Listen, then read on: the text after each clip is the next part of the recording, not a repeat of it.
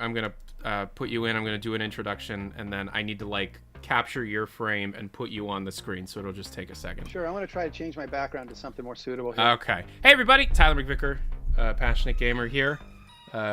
Today's a cool one. Today's a weird one. This is something that myself and our guest talked about like 2 years ago, and then life, and now we're here. So this is Brett Johnson. I'm going to bring Mr. Brett Johnson into the stream here momentarily. It's going to take a second to do a window capture crop. And then I will ask Mr. Johnson to introduce themselves. However, I will do a slight introduction off my own memory here. Mr. Johnson, correct me if I'm wrong, but you were one of the first people hired at Valve Software back in the 90s. Would you say that's correct? That's true. I was, I think, officially employee number 14. And I was actually there before that because I hired on initially as contractor until id wanted to hire me. And then they immediately made me full-time. Right. Yeah. So, Mr. Johnson, what this is a very Valve-centric crowd, for better or for worse. So, claim to fame in the Valve-centric crowd, what would you say that would be? Me? I don't claim to be famous for anything. Okay, well, you yeah, guys are the one who make people famous. I did a lot of level design. I started by building Doom levels, and then when the Quake engine came out, I started working on some Quake stuff just for fun. And some people saw it, and ultimately that's how I landed at Valve. It was all by accident. I had no intention of ever making games. So do you remember who reached out to you originally? Yes. Yep, my buddy Duncan.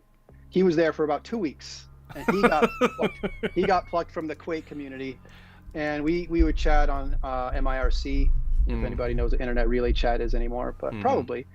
And yeah, and so it's a funny story. He asked for a level that he saw the screenshot of, and I didn't have a level. I just built a facade on the front of a castle, and so I stayed up all night and built the rest of the level, a deathmatch level, really quickly, and I sent it to him about 6 the next morning. And then from there, I got an interview. So that was a worthwhile all-nighter, then, I would say. Absolutely, yeah. It was just a bizarre. I mean, think about the state of mind going, what? I might be able to be in games. I might be able to change a career, and then you're working through that, right? It's to stay focused. It's crazy. What were you doing when? What was your job at that time? How old were you? I didn't have a job. I studied biochemistry. I was studying biochemistry in school. Oh, dang. I went to school first for classical guitar performance, and then I went back for comp sci, math sci, dual major, and then I shifted into biochemistry because I loved it. And so I was going into finals I'm studying biochem, and I have very few credits left to go. And when I got this opportunity, and so I talked to my advisor. They were like, "Go for it. You can always come back." And I'm like, "Really?" And so I talked to my PChem professor, and he said the same thing. And they were like, "You can always come back. Go for it." I'm like, "Wow, I did not expect that from academia." And so the long story short, I packed all my stuff. I labeled it. I came out, had the interview, got the job. Gabe asked me, "When can I start?" And I said, "Where's the desk?" Yeah. And then I called home and I said, "Send my stuff out." Get out. I'm not coming back for a while. That's awesome. Pretty wild. So you were at Valve from, what would that be, 96 or 97? 96, December 90, November, the end of November 96. Yeah. That's like as early as it could possibly be. That's insanity.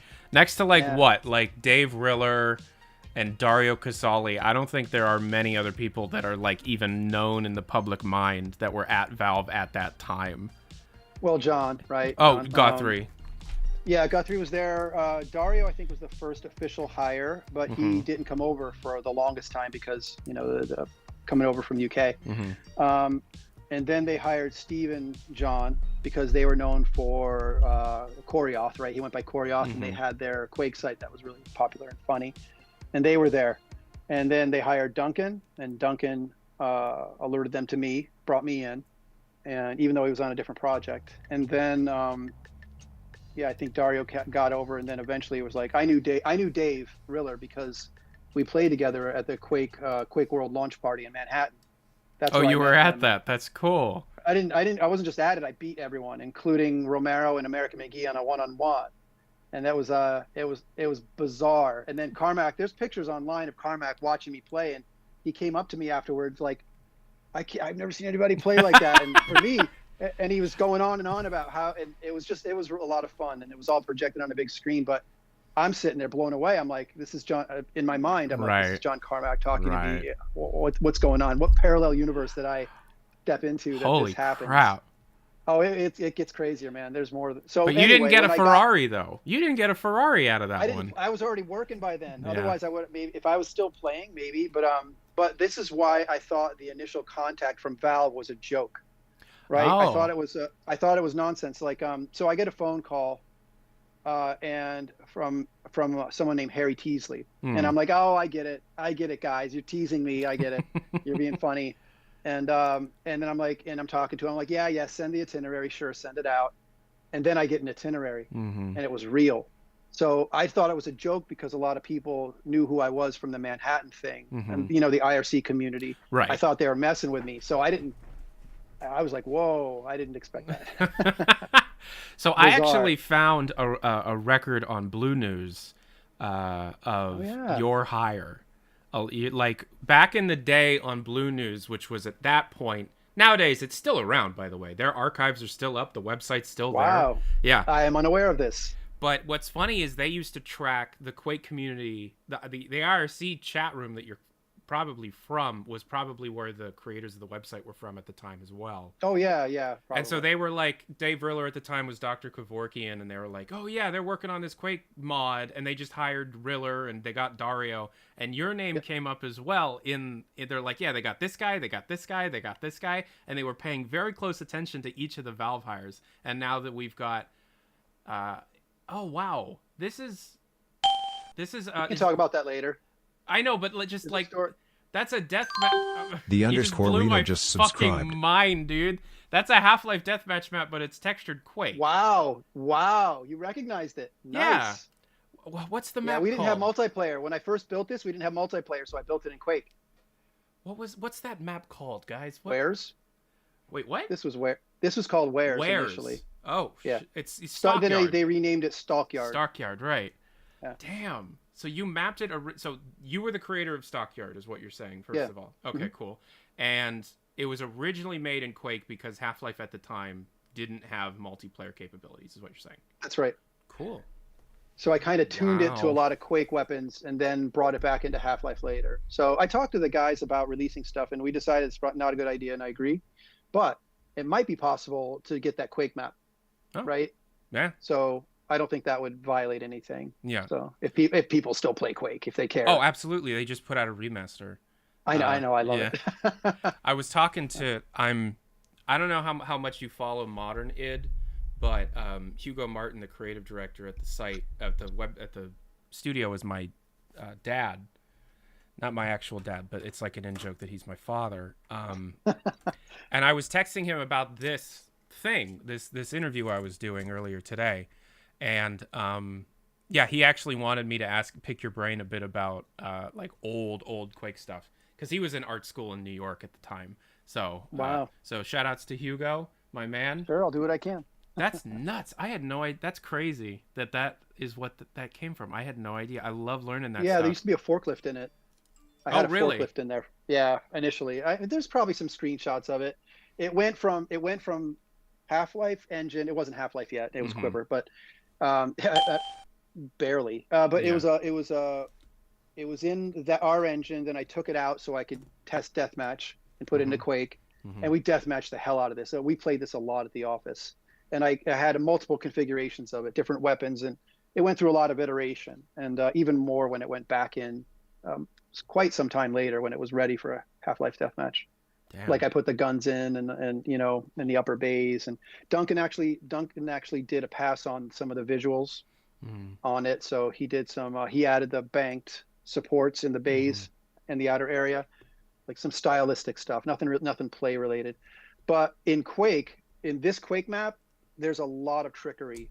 Like I have push brushes on the walls in one of the hallways. So if you take a grenade and throw it and shoot the ceiling, it'll bounce up and down. So if somebody's behind you and you're trying to get away, shoot a grenade at the ceiling and it'll just bounce up and down, and like some kind of threat. It's like ding, ding, ding, ding, ding, ding, ding, ding, and if they're behind you, they get blown up. There were air vents in the bays, so if someone was camping up top, you could throw a grenade in there, and it would get sucked up through the vent and land in the upper bay and blow the person up. So there's a lot of experimental trickery going on about that. So what's interesting is, I don't know if you're aware, but about a decade ago, somebody found a press disc like that was given to magazines from like 97. And I guess it was like build 0.52 of the Half-Life Alpha. And it just covered a very small section of the game, and it was just for magazines to be able to like get screenshots and write about. And that got released to the public in 2013, and the only multiplayer map was Stockyard. So I guess that there is a comparable thing to that, because there is a very early version of Stockyard, but in Half-Life's engine, for public record. Now, I turned the notifications off. Thank you very much for subscribing. I am curious, like, obviously the dream is for people to be able to archive and stuff, but you talked to Valve, they said no, that's fine. Would it be possible to eventually, like, were they mad at the TikTok thing that you did where you were like live streaming? Oh, no, I didn't hear anything bad about that. So just to be clear, I agree with what they were saying, and what they said was, it's a little slop. I mean, think about it. If you're a business, right, you know, you're aware of the way you appear and everything, as you should be. And they didn't say no. It was more like, well, let's get your stuff, and I have to send it to them. I want them to have it. They don't necessarily have these things, right? These were on floppy disks, right? They were my own personal backups, because, you know, the computers we used back then. Right. And I don't even think we had source control all the time early on. So no, but the idea was like, if they uncover more of it, or maybe they can find a way to make something official, right? Now there's no promises there, but to me that makes a lot more sense. It's like, make something official, spread it out, make it come from an official place, right. And maybe there's more of it. So, you know, I might not be the only one that has this kind of thing. So Half-Life, in terms of its historical significance, I think we can both agree, in terms of like the shift that it pushed the games industry, and following its release, it feels like it is kind of an Indiana Jones that belongs in a museum kind of moment. It was fun to make, I'll tell you, man. Like, I wasn't gonna leave school for nothing. Well, it was, you know, Gabe Newell is a very, as I've been told, impending and very charismatic and very good talker type of person. Oh, he definitely made it easy. It's extremely helpful, extremely helpful. But it was just the opportunity itself, right? It was like, well, I love games. I like making stuff. Let's see. And the thing is, you know, you got to think about what was going on at the time, right? There was GoldenEye. GoldenEye was big at the time.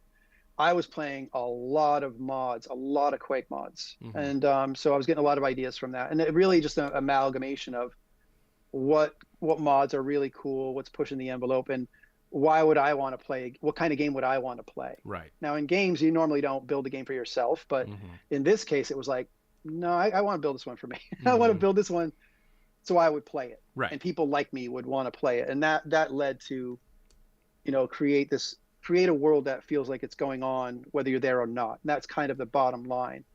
And, you know, so there's a bunch of nuance in between that thinking and the end result, but maybe for a different stream. So, just so that, because like everybody's a big Half-Life nerd here, in the release product, the version of the game that is known as Half-Life, in everybody's mind, if people were to rank chapters in terms of like their favorites to their least favorite, tops would be, for my opinion, it'd be Office Complex, We've Got Hostiles, and Surface Tension. And then the bottoms would be, we're not going to talk about it.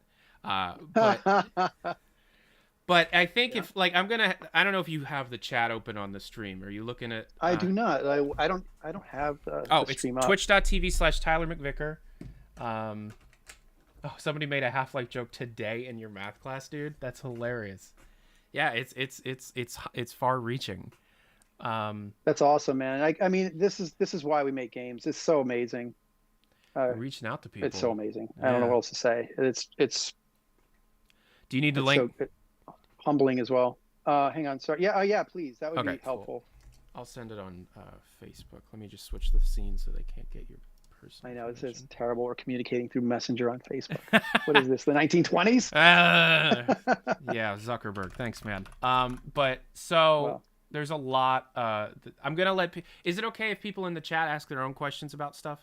Absolutely. Yeah, that's cool. All right, cool. But I do have a couple of things that I want to talk about. We are going to be taking a look at the You Are Dead's and Magic Nipple's Half-Life Absolute Zero mod, which up until this point has been regarded as the most accurate. However, they finalized development after Mr. Johnson here showed off a few Office Complex levels that we had not seen prior, and it's not accurate anymore because it answered a lot of questions. Oh no, sorry guys. It's funny because I assumed they had the source material. To be honest with you, when I was looking at the stuff, I'm like, yes, it leaked. Somebody got the source files, but apparently not. So so let me. I don't want to like take too much of the stream up about this, but Valve is very against the idea of cut content, game development history, that kind of thing. They're very much the antithesis to id, where id was always on the open source train. That was all Carmack's doing. Whereas Half-Life never got a remaster or anything. The source code isn't out, anything like that. And even now, my dad Hugo and I are working on this big cut content project of their newest games because they're super into that idea. And Valve, I get emails from legal if I go too far. One time I got a beta build of Half-Life Alyx and I showed it off a little bit. Oh, that was a mistake. Don't fucking do that. Yeah. But Half-Life is like, God, I don't know how I'm going to feel when it turns 30. We're getting there. It's almost 25 at this point. And so I think enough time has passed to be able to discuss this development. Yeah, I think so. Somebody asked, did I help perfecting the science feel of Half-Life? A little bit. Like, I named the game. I mean, it's coming from my background. Wait, you named Half-Life? Yeah. Could you explain? Yeah, it was funny. I talked about it on my TikTok a little bit. It was we're trying to come up with names for the game, and it was really funny because there was Trip Hammer, there was Belly of the Beast, there was so many names, and I remember being on the balcony talking to Harry and a few people at the Kirkland office. And I was like, well, what about Half-Life? And immediately the jokes came out. It was like, how about half-assed or half-baked? Because keep in mind, we didn't know what it was going to be. Right. We didn't know. We weren't all amped up going, this is going to be the best, that never happened really. I mean, toward the end, we started to be like, okay, we got something special happening. But at this point, it was very unknown. So we all laughed about it. I'm like, yeah, you're right. That's stupid. It's, but there was a lot of like, hey, maybe when you get to half health, you get a boost. So the conversation rolled on for quite a bit. And it was just, lunchtime banter at the office. And then some time goes by, and then eventually it's like, yeah, we're going to name the game Half-Life. Like, what? And I think, yeah, Karen mentioned it, and it was like, and I think that was what I heard. And I was like, oh, okay. So it got around. So I guess maybe I shouldn't say I named it directly. I didn't go and say it should be Half-Life. Right. And then they said, yes, it's Half-Life. But, it was definitely, I brought it out. And it's from my background, right? And oddly, the symbol is wrong. If you look at, the label, the C14 and everything on it, like look at the box, that's not where you put the number. So it's not, they didn't, see the C14, it would be on the other side. Oops. 14. Anyway, it'd be on the other side. It wouldn't be on the upper right. But they didn't know, and I didn't have time to go through all that stuff. I was working like a lot, and I worked a lot. Like, I got all out of shape. My hair got long. It was, all day, every day, for a while. Real crunch stuff. Yeah. The kind of stuff. Nobody asked me to work that hard. No, it wasn't. I never felt it was crunch. Never. Not even throughout development. Never. And in fact, it's very rare that I ever felt crunch in my entire career, which is almost 26 years now. It's because when you're self-driven, think about like people like Carmack. They're so self-driven. You're gonna ask him to crunch. Right. It's like he crunches he gets more done before breakfast than people do in crunch mode. So it's just you're excited. You see the opportunity and you want it. You want to make something happen. That's what we're talking about. So I remember watching a GDC talk with Tim Kaine when they were talking about the development of Fallout 1 back at Interplay. And they were discussing how, like, because they were, they were younger, they were to an extent a bit more naive on how, like, the games industry was operating. They were there all the time, not because anybody was telling them to be, but because they were just, like, having so much fun developing this thing. Something's going on. You feel it. Exactly. Feel it. And to this day, the smell of the gaming industry is the glue and the doors on the carpet of the offices at the Emerald Building. The first Valve building, it was new. It was only a couple of years old at the time. And whenever I smell anything like that, it brings me right back. 1996, first, all that excitement, all that, everything comes right back to me. So yeah, it's a thing. Something was going on. Yeah. Right. And we all felt it. So that's awesome. I do know it. Like, there are legends that have been, permeated over the years, and it's not known whether or not some of these stories are accurate or not. So I'm just going to hit you with some Valve lore, some Valve legends from the mid to late 90s, and I would love to be able to set the record straight on some of this stuff. Okay. All right. Number one, during the development of Half-Life, your archive machine broke down, blew up, whatever, and you lost a whole bunch of the game's development at one point. Did anything like that happen? I don't recall. Maybe if I ponder it, I might be able to remember some of that. I don't recall being devastated like that. You're talking about the period between of Half-Life, like 96 to 98 when we shipped? Yes. I don't. There might have been something like that. But to be honest, I mean, most of us had our own offices. I sat in my own office listening to, like, the History of Funk Volume 2 and Tool. Okay. All day, every day, and still coughing. But so if anything happened like that, it was probably an email. And for me, then I would just go back to building. I mean, because I know, I'm not even exaggerating. I built all day, every day. Yeah. And it didn't matter what time of day or night it was. I tried going out with friends. We would go out, get excited, go back to the office and build things. So I wouldn't have known anyway. I probably would have been like, yeah, there was an email about that. I'm just going to keep building stuff. There's not a lot you can do about it anyway, right? And if I had to, I could have gone to my floppies, like the stuff. Yeah, so that's the legend, is that like something happened to the source, the repo control, the source control, or whatever, version control, excuse me, and they had to go to each individual person's files to be able to, like, rebuild the archive. But maybe not. That's still up in the air. I don't know. I mean, I wish I had more. I have tremendous insight in some very strange places about that experience, and I took a lot of notes. I documented a lot because this was new for me. Right. So I have pages and pages of notes and conversations, and everything from game development to office politics. I kept track of everything because it was a unique experience for me. And some of those notes got stolen when my house got broken into. Oh. But that's not a lot of them. But my first flight, like going out to the interview, all of that was documented on a little, billfold type of thing. And I remember some of it, but the meat of it I have. And it didn't stop at Valve. It went through gas-powered games, and I got quite a few years of game.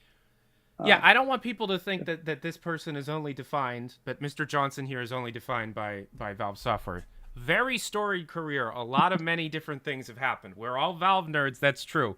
But I do want to make sure that credit is due where credit is deserved. There's a lot of work that isn't just cool. Half-Life. So it's also legend that at some point in 97, there was a pretty significant hard reset on the game's development. Yes. Could you walk us through exactly what that meant? Because as far as the community is concerned, that's still kind of like an ethereal thing where it's just like, well, at one point they rebooted the game, whatever, but we're not entirely sure what that means. Yeah, well, I think it's fairly well documented. I thought it was anyway. I mean, you would be surprised. Yeah, well, there was the game developer that Ken Birdwell wrote. He did the post-mortem on Half-Life. And he talks about I believe he was talking about how certain things were coming together, certain things were not coming together, and the formation of the cabal. And I believe he mentioned how there were prototypes that they leaned on, and they rallied around, right? So yeah, I don't mind telling the story. Basically, after a year, so the theory was, you put enough smart people in a room, they'll create something great. And to some extent, that's true. But in our case, it didn't come together as cohesively as we would have liked, right? And you've seen the footage. I've seen the footage that's been out there from '97, and we were all pretty much working independently, right? And any kind of cross-pollination was not as strongly coordinated, certainly not as well as coordinated as the cabal, right? We didn't have that. And so everybody had a slightly different take on what the game could be. And for me, I was hacking and, scripting and trying to make things look, alive, and really, this is a weird story, but basically there was a lot of talk. If you remember, there was a lot of talk of our advanced AI early on in the project. And it takes time to develop. And I wasn't seeing it from where I sit in my isolated desk. Right. So I remember going to lunch and talking to Gabe, and I was like, hey, do you think I could access the animations on the characters?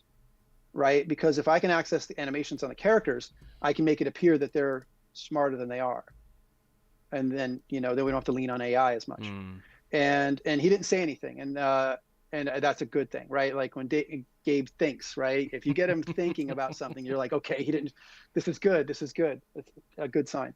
And so I thought about it, and I mentioned it to Ken, and Ken wasn't so sold on the idea.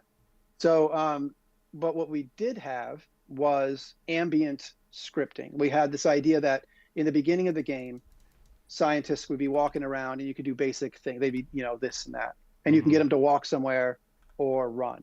And that was it. They weren't meant to be part of play. They were only to be like set dressing. And so I took all of that set dressing and I'm like, hell no, I'm going to have like a grate pop open, a head crab pop out, and this guy's going to run across. I'm going to play an explosion sound and break some glass and have another guy run up. So everything I built had that kind of interaction going on at every turn. And then I would build things like the rotating spotlight. Today it's a joke, but back then they didn't exist, right? Like rotating spotlights and fans were kind of newish. And so at the end of our first year, we had a review of all of the levels and all the designers, and it spanned 2 days. And we all sat behind Gabe as he sat in his big, beautiful chair with a huge monitor and playing our stuff. And needless to say, without going into too much details, the first day didn't go very well. And, everybody had something good. Everybody had something good or great in some way. But I think the second day is when Gabe played my prototypes, and all that interaction seemed to spark something, right? It was like, oh, okay, so this is something different. And I think it was at that point, all of the stuff he'd seen over those 2 days must have, gelled in some way, that he was like, because I know at the end of that meeting, he was like, Brett, you go off and you talk to Ken about that scripting system you're talking about. Because I'd been asking about it. I've been talking about a scripted sequence or something. I think I got a scripted event system. And so he was like, yep, go do that. And then shortly after, the cabal was formed and all production stopped.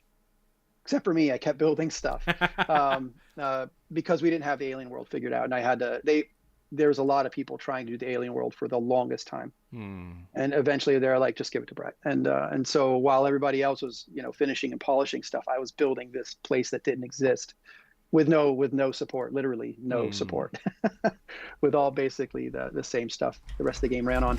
But anyway, so that's basically it. So the reboot came after the first year, and something clicked, and they saw something that was more cohesive and better, and the cabal was assembled and really just delivered in spades. Like everybody was skeptical. Well, I was skeptical of the cabal until the first time they handed me a piece of paper and said, do you think you can build this? And I looked at it, I'm like, I set it on my desk, and like within 4 hours it was playable and fun. And I was like, okay, I'm sold. And it was Whack-A-Man, whatever, I forget I forget the map names. But it's when you're underground, you're popping up and you're in the little canal type things. I forget the name of the map.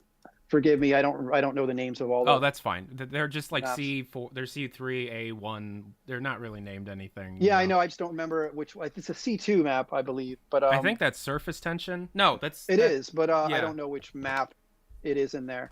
You That's come in all through good. a pipe. You come in through a pipe. Oh and you yeah, pop up. I think everybody knows. I don't know if you've ever seen Freeman's Mind. The absolutely A little bit, yeah. There's when they get to that, Ross Scott just for some reason just absolutely murders everybody and just sings Sergeant Major General the entire time. And so it's like this legendary moment in the Half-Life community. So that map is in the back of absolutely everybody's mind. Whack-A-Man, everybody. That's what it was called. Yeah, something like that. And another one was like before the Cabal had anything written up, they were like, "Do you think you can build half a map, like a cliffside?" I'm like, "Yeah." And then I just built that. So that was all from nothing, you know.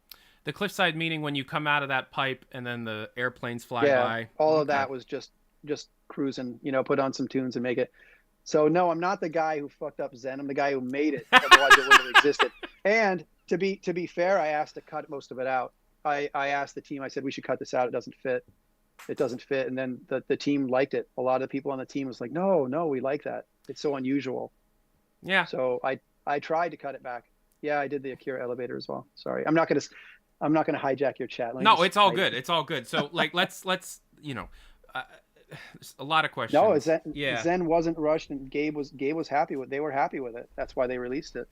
So, if you could, I don't know if you know all of it off of the top of your head, but of the chapters in Half-Life, which ones did you have the most to do with?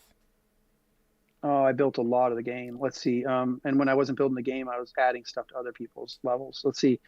I did all of the beginning, like the labs and all that, and the elevators and all that stuff. And then, God, I'm trying to remember what comes after that.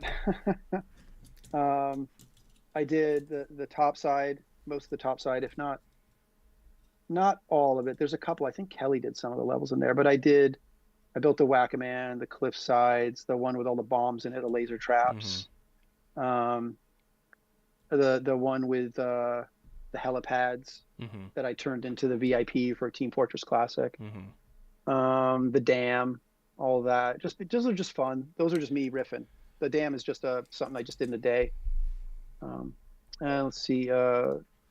What else? It had an ichthyosaur. I don't know if the ichthyosaur made it in. I forget. It's supposed to be an ichthyosaur in the dam. There is. Yep. Yeah. Okay. Cool. What else? I don't know. I'd have to go look at the maps again.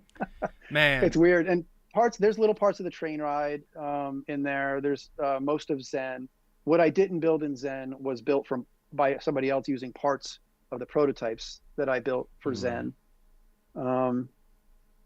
So yeah, I forget. Like, well, name some of what are the chapters again? Okay. It's embarrassing. Black Mesa Inbound, Anomalous Materials, Unforeseen Consequences, Office Complex. Oh shit! People are gonna get so mad at me. Help. Office Complex. We've Got Hostiles. Yes. I'm gonna look it up. Sorry. Questionable Ethics, Blast Pit, Questionable Ethics, Honor Rail. I know Honor Rail was mostly Riller. Yes. Because we like to joke about that. Because Honor Rail is everybody's least favorite chapter. It just is. What do you think? I liked a lot of the ideas, but I haven't played the full game of Half-Life in a long time. In fact, I didn't play it for many years after I worked on it. One, because I'm busy. I was really busy playing other things. So I didn't play Half-Life 1 until maybe 10 years, at least 10 years after I worked on it. I didn't play the full game, at least. And so that's why I'm trying to remember a lot of this stuff. But I remember building a lot of it, and then there's the multiplayer maps as well and the Team Fortress Classic stuff. That was a lot of fun. But I think more importantly, it was the energy, right? Like the prototyping we did, the ideas that were coming out of that type of prototyping mentality was, I think, what sparked a lot of the energy across the team. right? Like Kelly's the superhero in my mind. Like he brought so much of this stuff together in a very cohesive and powerful way. And he wrote the music, Yeah. and he did DSP code, and I believe he did some of the top side, like the smaller areas. I mean, it's just there's so much energy to feed off of there, Mm-hmm. and to be able to contribute it, to be even a little bit of a catalyst, or a part of it is so freaking magical. But none of it would have happened if it wasn't that team, I think. Yeah. In my mind. How large was the team? I mean, there's pictures of the early Valve. I mean, Mm-hmm. at the Kirkland office. I mean, we all fit in the lobby, and somebody took a picture from the second floor. I don't know. And there's another picture of us outside in Kirkland at the little skate ramp thing. Mm-hmm. Maybe 23, 24, 30. Wasn't much. Some have speculated that Valve's Cabal system, Valve's way of operating, doesn't scale when you get larger and larger.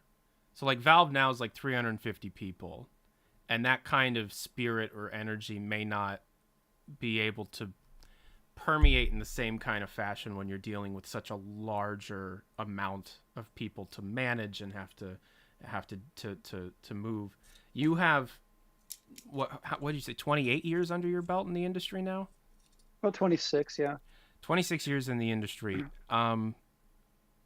What is your take on scale and how most studios nowadays are massive? It's hard. Scaling is the hardest thing. And for me, what I've experienced when it's successful is when you have a good core team. And without getting too much into the dev speak, it's a core team is basically the fewest people that could build everything given infinite time. Mm-hmm. And the point of that is that you have all the skills necessary represented, and therefore an understanding. Right. And you can scale, you can, through other people that in those disciplines, you can scale outward and maintain vision. And I think it's totally possible for the Cabal to do something like that. I mean, a Cabal, because I've used the Cabal format in other companies. I think, I don't know if 350 people would be working on one game there. Right. Right. And it's probably not early on. So usually the way I like to do development, or what I found to be successful, is that you have a core team prototyping. And prototyping is really just a way to say, to show someone, to get that response, right? Like, play this. Did you feel that? Is this cool? Like, does this answer more questions or create more questions? And so I use prototyping to build alignment and present potential futures. And then the devs and other people could look at that and say, is that a future we're interested in? Can we even deliver it? Right. And those are the types of questions that you want to surface at a company. It's like, does this push the envelope? Does this have the potential to be something unique? And you can imagine what Alex must have been like, right? Somebody must have experienced something and said, whoa, okay, we got to do that. Sure. Right. It's not a small thing. It's significant. You're like, whoa. It's usually not like, well, maybe with a little bit. It's like, oh, okay. It just, that seems to happen like that, So yeah, I think I don't know if it's a problem with scaling. The Cabal seems like a great thing to scale in a lot of ways. I mean, at least off the top of my head, because I mean, think about the output that we had on Half-Life. It was design, and there were hard copies of design that you could look at and say, there's the top side, there's this level, and this is how it fits together. And not that all development is that documented up front, but that's just only one of many ways to coordinate a team, right? But I think having a core at some level is, to me, the only way to scale, because that core represents the core of what you're delivering, right? And that you want to scale out, and because you have the core that represents all the skills, the idea is that you can scale, right? Where it gets problematic, and where I've noticed a lot of issues in development, is where the team isn't aligned yet. And so people will go off and make their own problems to solve and their own creative solutions, and they get very passionate about it. And if it's not in alignment, then things go south, right? And that's where things get hairy. So anyway.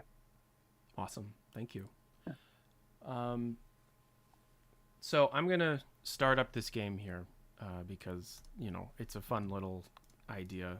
This is actually Brett's idea, guys. I don't even know if What? Brett. Wait, I don't even know if you remember pitching this idea originally, but you were like, what if we play the absolute zero mod or like one of these beta mods, and we just like talk about it. This is straight up his idea, guys. He doesn't even remember it being his idea. I think I do now. Yeah. That's pretty funny. So, man, sometimes you just go in life. You pick a trajectory and you go at as hard as you can. And absolutely. You lose some things in the process. But yeah, I look at a lot of architecture. A lot of my income was spent at a bookstore in Seattle, buying architecture books and industrial design books. So and manga so yeah, I spent a ridiculous amount of money on books. Yeah. Damn. Somebody asked the question. That's where I get a lot of my inspiration for building stuff. And now you have online, it's unlimited. But back then, that stuff was expensive. Right. Good. What Yeah. manga were you reading back then? The Akira, stuff like that. Okay. Clearly. Yeah. Right. Okay. So I've never shared screens on Zoom before, so I do apologize ahead of time if we have any technical difficulties. Brett has now been moved. Let me get him back. He's now a tiny screen. Let me resize this screen so that y'all can see him. There he is. I wish I got to play this. Now I think it'd be a trip to play this mod. So it's funny. I was talking to some of the developers before we started, and they're a little embarrassed because, like I said, when you're making something like this. This is a tried and true tradition in our community, is creating these little beta recreation mods, as we call them, and they're born almost entirely out of screenshots and small videos, and it's like trying to piece together an incomplete book with only very small quotes from the original author. Yeah, bring me the blue pages. Yeah, exactly. It's very, very difficult. And so I don't think there has ever been an opportunity to show one of the original creators whom seems to have quite a good grasp on the memory at the time of what things are supposed to look like. And of course, it's going to be very inaccurate. And Mr. Johnson, I'd love to be able to hear your opinion of this. So, yeah, and just to add a little note, things changed a bit. So even after I built the beginning of the game, we had, I think it was Randy went through and did texture changes and rethemed the visuals, keeping the layout, right? So we touched each other's work. We didn't really, usually nothing major at all, to change play. Right. But there's some visual things, and that could add another layer of complexity to the puzzle. Can you see the main menu here? I can. Can you hear the menu things yes, there? I can. Awesome. Okay, cool. So I'm going to start a new game, and I'm going to play on easy because this is really hard. And that's probably a bit too loud.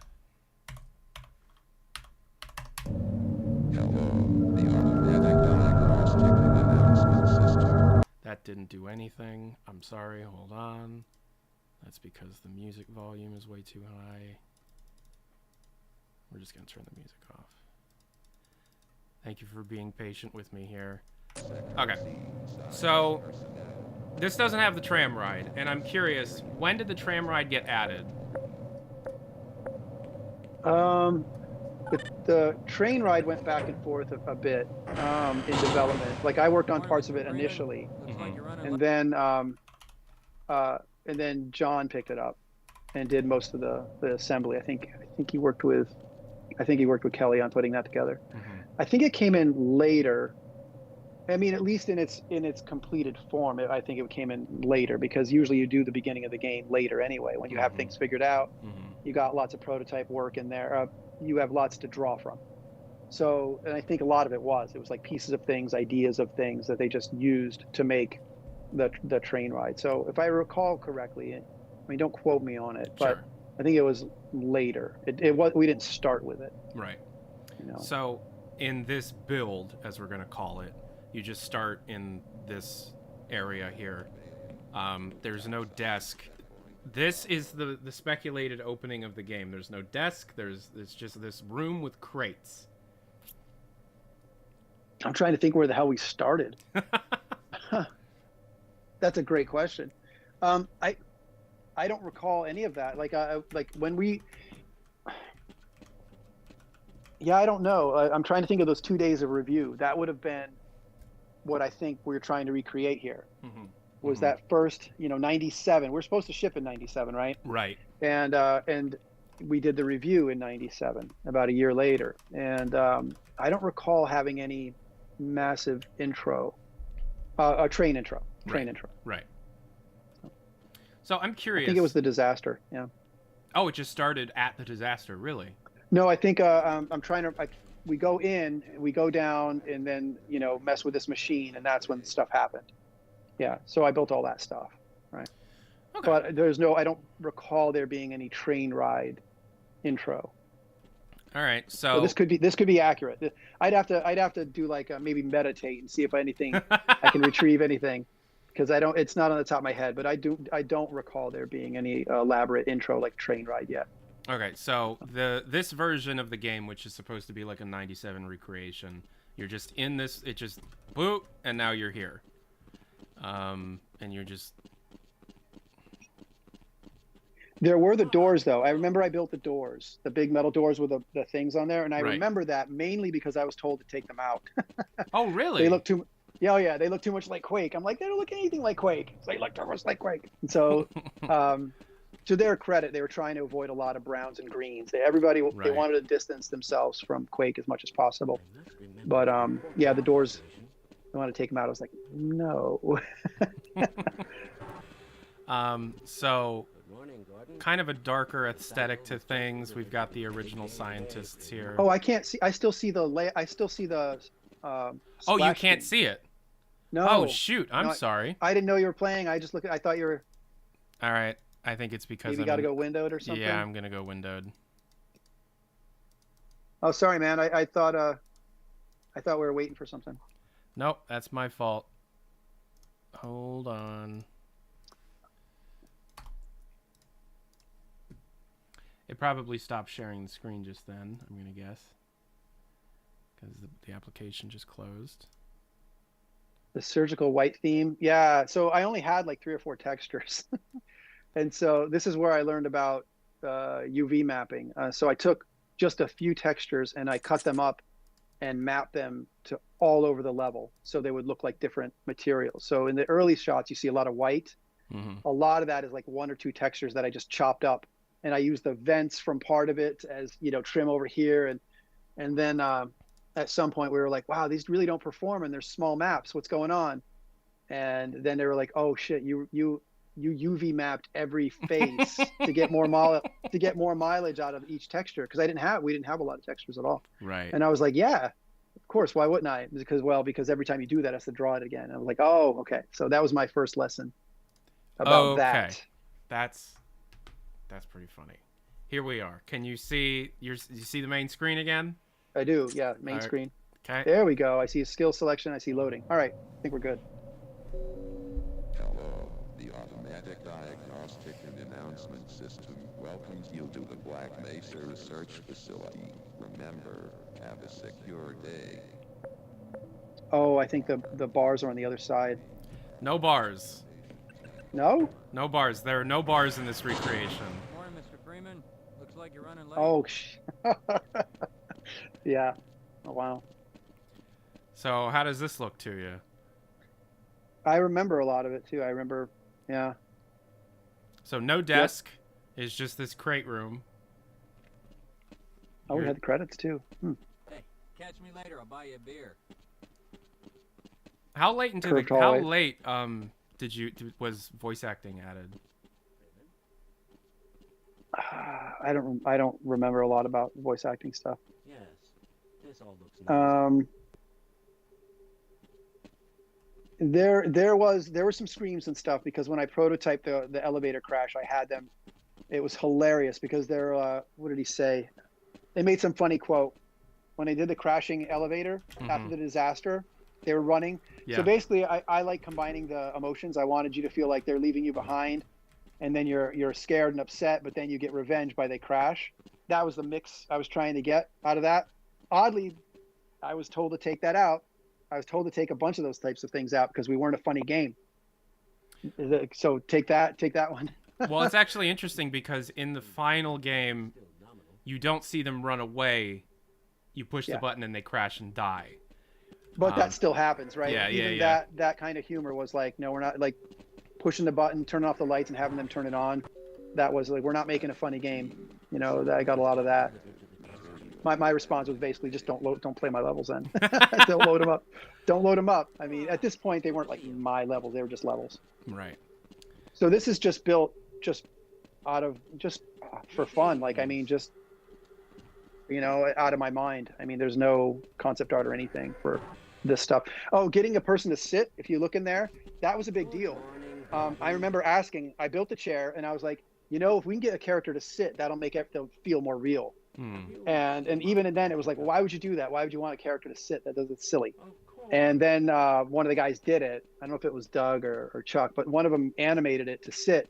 And once we saw it, we were like, oh, even me, I was like, wow, that's much more powerful than I thought. So that was a big moment, getting a character to sit. It seems ridiculous today, but back then, you know. Oh God, that texture. Yeah, I remember that. I think Yahtzee did those by hand. That's Harry's wife. Oh, okay. Yeah, she did a lot of those by hand. I remember that Harry and her did some really nice stuff. Oh, my slanted angles. So I'm pushing the boundaries a little bit with anybody who's built this stuff in Quake knows that it doesn't like off angles. I have been told a couple of times that this had to be kind of straightened out for performance reasons. It will cut more for sure, but I don't know. That probably wouldn't have been it. Wow, yep, I remember all this. And there's the light switch over here that I built. That's the one I got. Is this in the right place? I think it's somewhere around there. It could have been on the other side. I'd have to check, but it doesn't matter. The vibe is all there. I mean, they nailed it. It's all about the tone, right? Yeah. If you're playing a song and it's just not like, oh, you missed a couple notes. It's like, you got it. It's amazing. I just, for some reason, liked really high ceilings. I hope that through enough discussion in the community, civil discussion, I'm not talking to you, Mr. Johnson, I'm talking to my chat, civil discussion, that somebody like Mr. Walker or Mr. Riller could see it and be like, you know what? Maybe there is value in talking about old development stuff. So. Yeah, I mean, people get busy. It's like probably the only thing in the way. I would think. Oh yeah, I remember this. So the whole point of this was to build a 50s missile silo. But as David pointed out early on in the development, he's like, "There's no such thing. It didn't exist." And I was like, okay, well, he's smart. Let me go see what's going on with what can I do instead in lieu of that? And so this is where I came up with this kind of clinical. So the idea is you go from labs, very white, and then I start introducing more of the tech panels, you know, a little bit. And I remember some of the guys actually liked this look better than what we ended up going with. And I think I could see why this was kind of was a cool look. So I like the final version. This map is yours. Would you say like pretty much everything? This is your map. Everything up to this point. Yeah. Okay. Yep. All this stuff and Did you do this? Was this your thing? No. John put that in. John put the funny explosion thing in there. My God, what are you doing? Yes. They reference it's now retcons that episode 2. That was your boss's lunch. Yeah, did all this. Yeah. Why do we all have to wear these ridiculous ties? I don't recall the black squares, whatever those are. Black squares. By the doors, I don't recall those, and the handles being that low. But that's just me. Hang on. I have. Let me see. I think I have my browser. I can find some stuff. Let's see here. I can pull up some screenshots here. But yeah, I think we had the names on the lockers. I don't know if they were on yet. Let's see. And I'm going to expand a window and see if I can grab some images. Yep. So the idea there was that I wanted to try to do a fake mirror, but then you'd have to double the character, and we didn't have a player character model. So when I did the initial mock-ups, I used a scientist. Let me see if I can find that area. Oh, see, my stuff was a little further along. So, yeah, they're missing a lot of the red and blue pipes, and I did straighten out one of the walls. Hang on a second.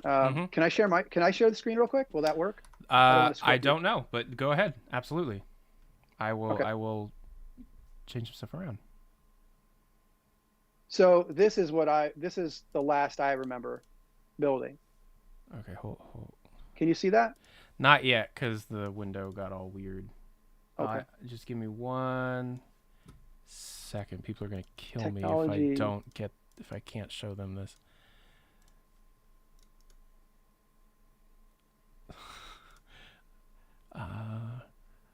Here we go, and then.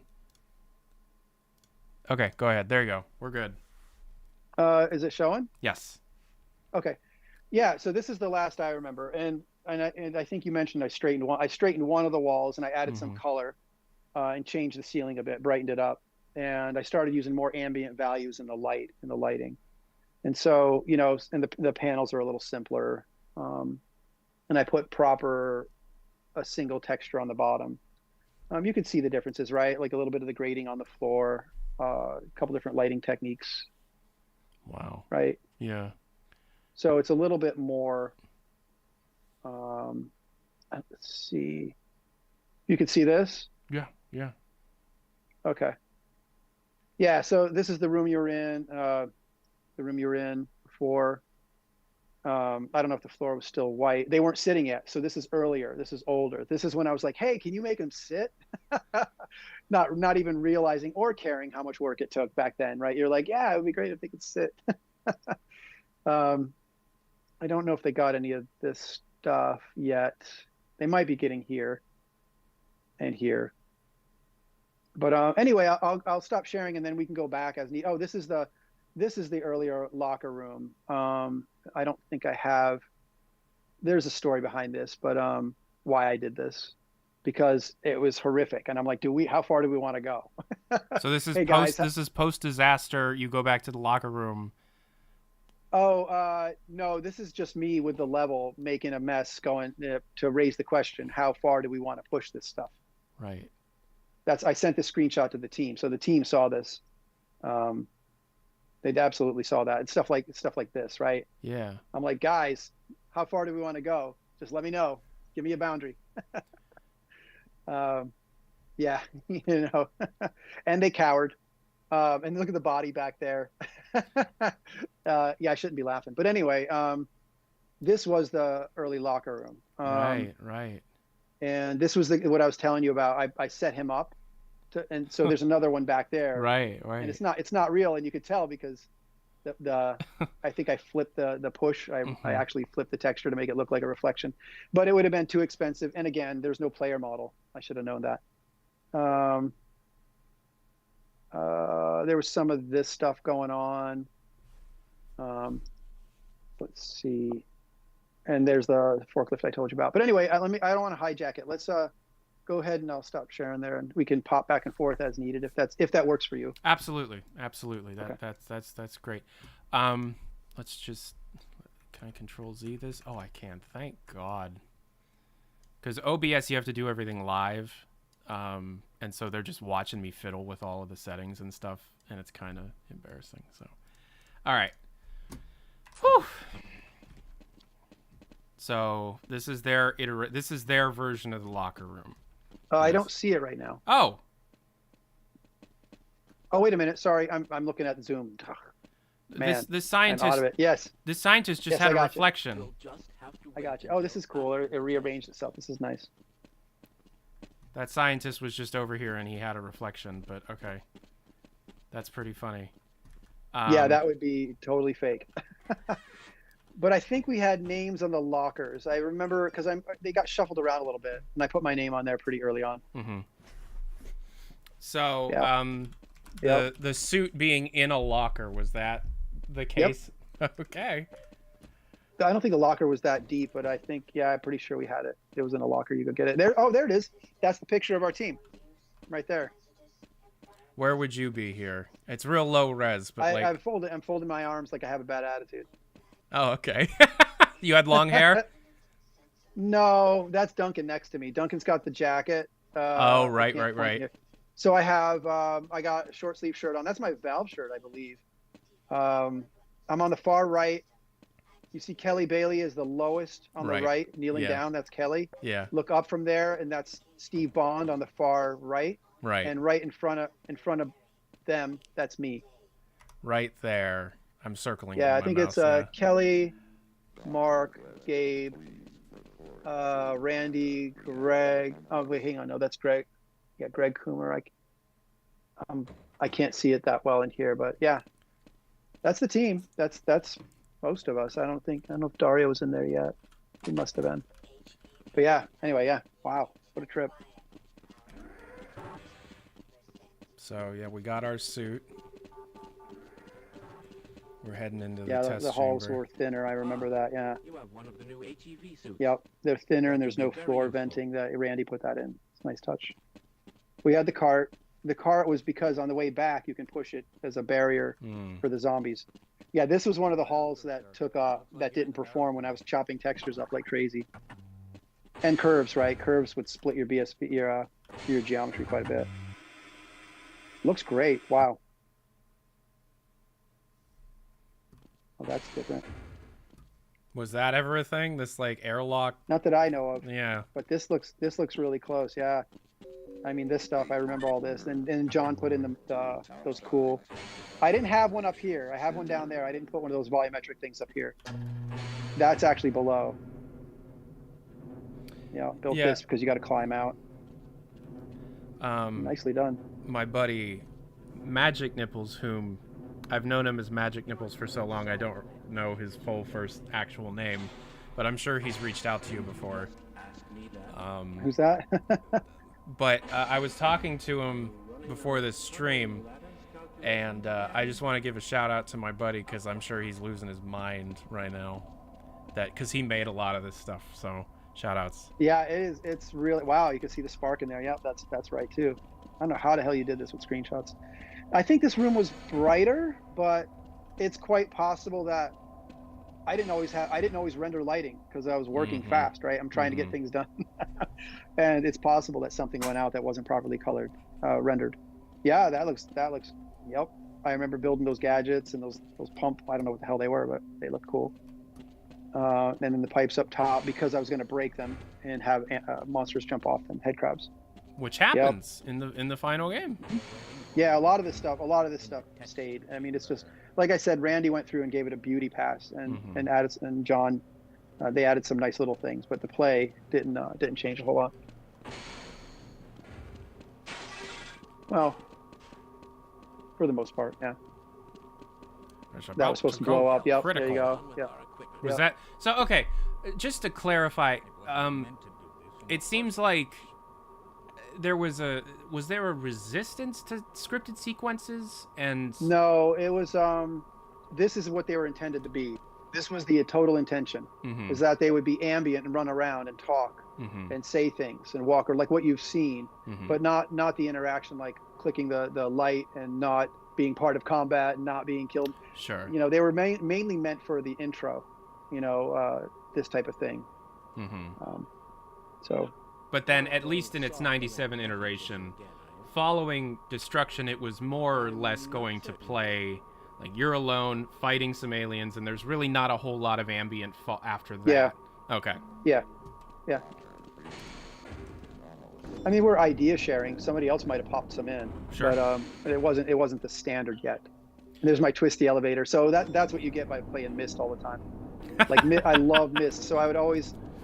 Me and Duncan would stay up playing Myst and Riven. Yeah. When that came out, and and there's a lot of ideas in there.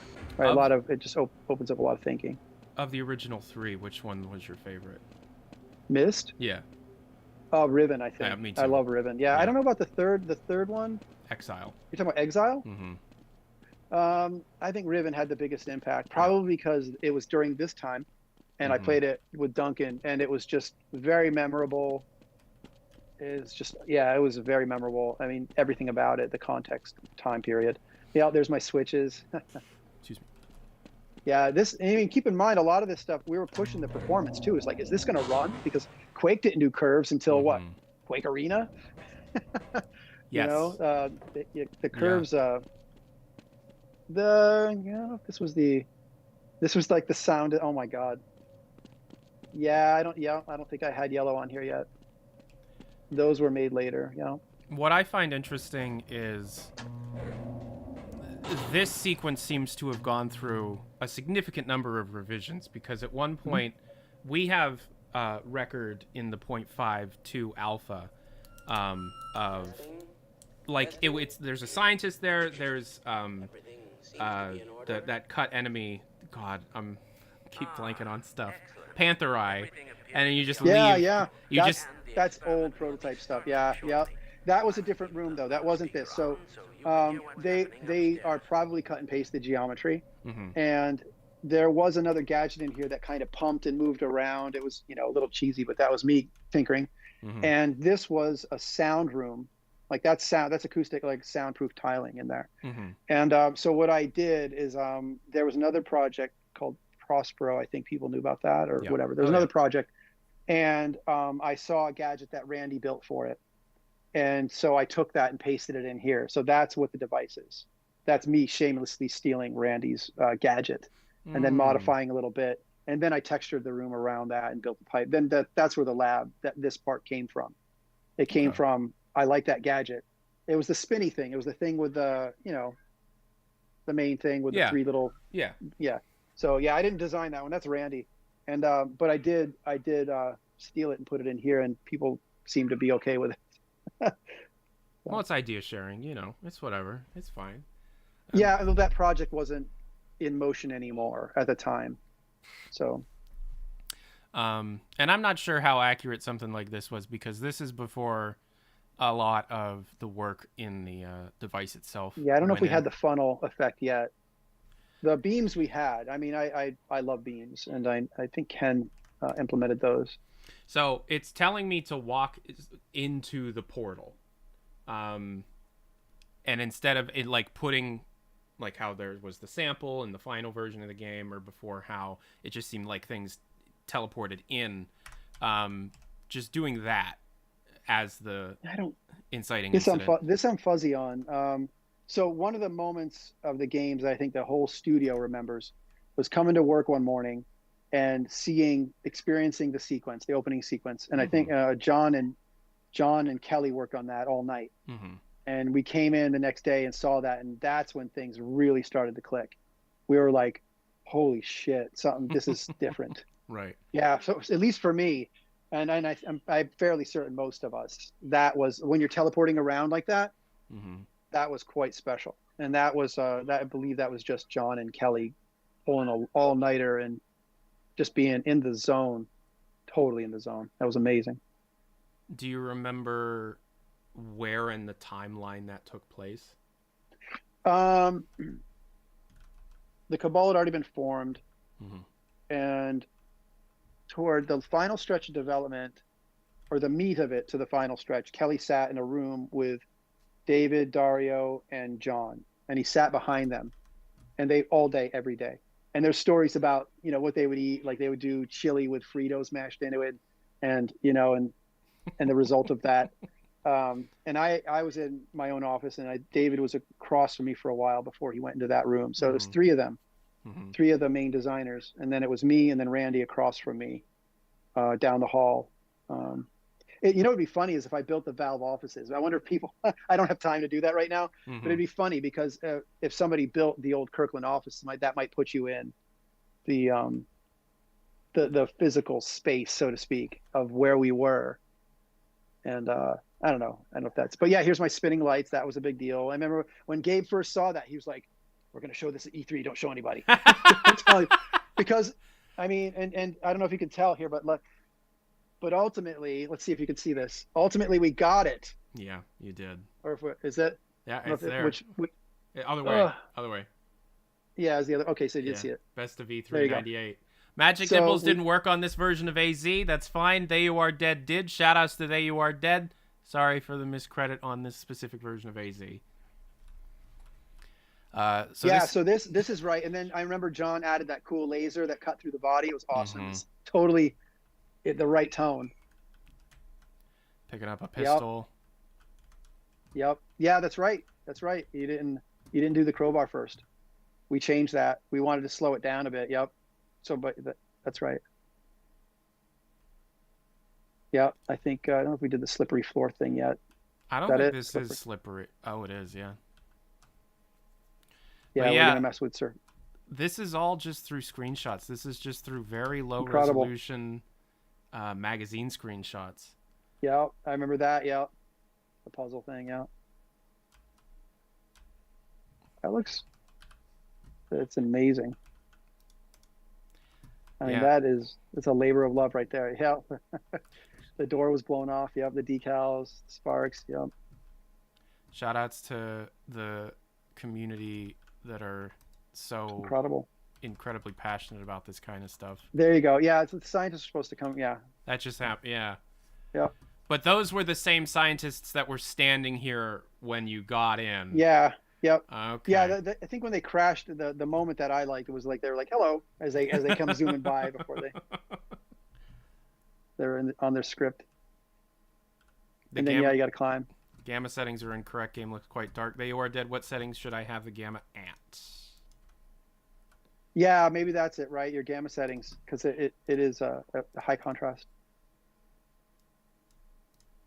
I think it has the app or the icon to blend it.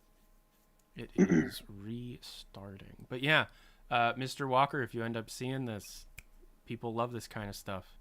Can you see it again, or did it lose it? No, I got it. It's better. Nice. Yeah, the volumetric stuff was just a test, see if it worked. I mean, it's ridiculous now, but back then these things didn't exist. So how is even this the being radiosity done?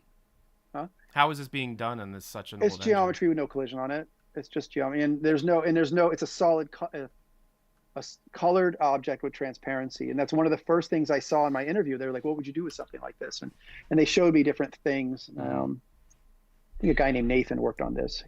He was there for a while. But yeah, it's just geometry with nothing on it. But you could imagine though, if you wanted to put a special texture on there, right? You could probably blend it to make it look like a light. Right. But yeah, the radiosity was so much fun. We used to, Duncan and I would get like architectural lighting magazines to just get lighting fixture ideas. Yeah, I did that. That was terrible. Let's have his head getting smashed. But yeah, when you got radiosity was new. And so we would come up with geometry to put lights in to see what it would do. Right. And that's when we started getting more powerful machines. I think we all had dual 350 Pentium 350s or so. I forget. We had a quad Xeon, and Zen took it to its knees.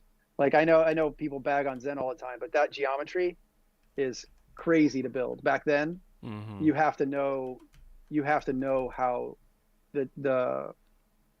how those levels are compiled, how they split up in order to build anything like that, regardless of whether you like the levels or not. The architecture is a pain in the ass to build, and compiling them, like I said, brought the quad Xeon to its knees. Like, I think it crashed. It's like a day later, I think it crashed. It's like, no. So this crate is supposed to be pushable here. It was, yeah. I thought, yeah, it's supposed to be, but that's all right. How would you know from a screenshot? That's true. That's absolutely the case. Yes. Yeah. So it can't get back in here. That's too bad. Yeah, I think we lock you out. Oh. That guy just crashed. So part of the problem is, that I don't remember that, but I like it. I think the idea is that we didn't want you to get. We wanted it to kind of direct you a little bit more. Right. And that's why you get the colors on there too later, right? Like the final version has the color striping a little bit, because we don't want somebody, who hasn't played. We've all played shooters now. Back then, right, not everybody had played lots of shooters yet, and so it's very easy to lose your bearings. And so we were trying to be more sensitive to that.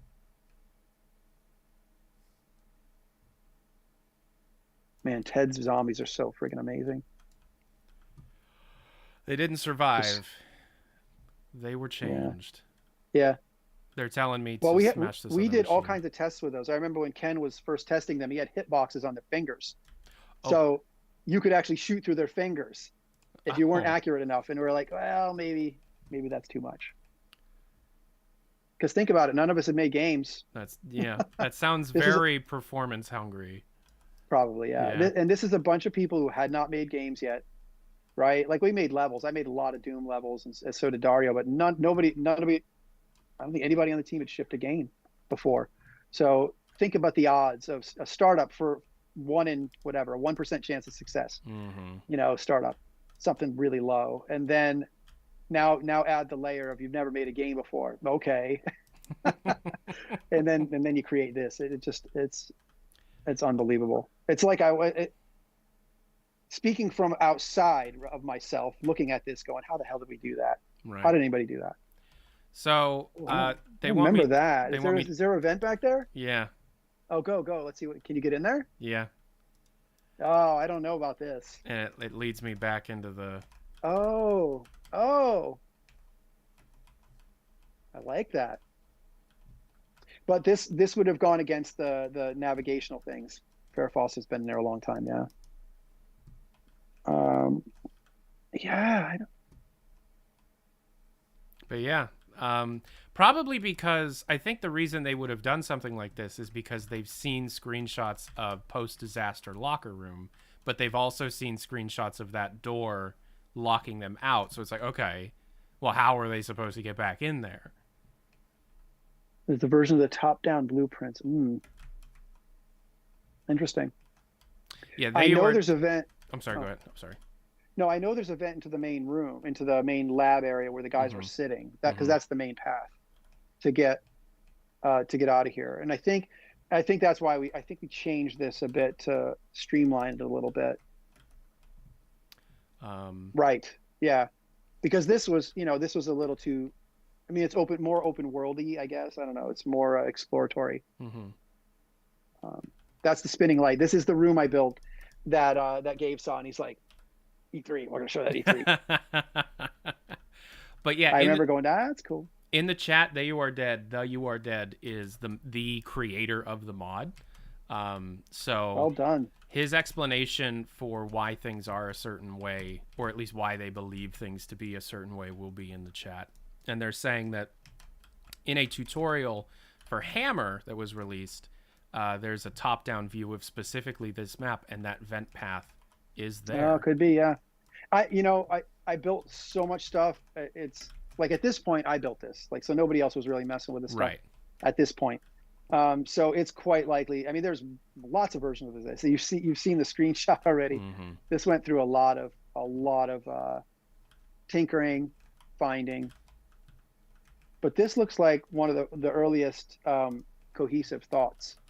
And then in here, yeah, I use those bent lights. The other one should break on the other side of this. Oh. Which light?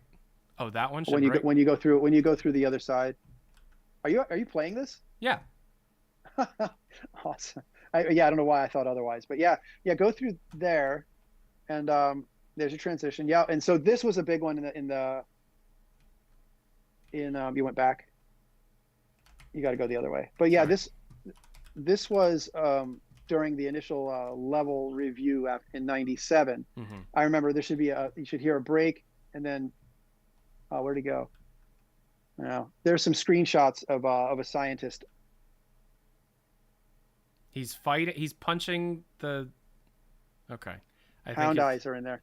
Okay, so there's another version a little bit after this where there's a walkway up here, and then the one we showed. This looks like it's before the review I talked about in '97. Right. Which is crazy. So there should be a walkway up there. Up here? Right, with a scientist on it. That came later. That guy died. Yeah, getting it pulled up in there, yeah. Hello, Gary. Yeah, so I think there's a G-Man. So Yeah, a lot of my early level, it's a little cringe for me because a lot of my early level design didn't breathe well. There's a lot of narrow, but part of that's trying to usher you along. And performance. So fun fact, we had to palletize all our textures. So after we were building all this stuff, the first OpenGL card, I think it was, it was a Viper, I can't remember the name of it. The first 3D card. Right. Or one of the early 3D cards. And we were like, oh, it won't run on it. It was like, uh-oh. So we had to palletize everything. And you can't really tell the difference, which basically they have to go and you pick the colors you're going to use, right? You limit them. And man, to the artist's credit, I couldn't tell the difference at all after they did it. I'm like, what's changed? Well, it runs great now. But yeah, amazing work. Yep. 19, I don't know why, but I like 19 up there. 17, Sector 17, Sector C, those are all things that for me I always used. So they're called that because you just kind of used them in your level design? I use the enumerations, like I would use 17 and I don't know if the bays are in here, the canal area, but I would use the decals, I would talk about them, I would name things like that. It's just, it's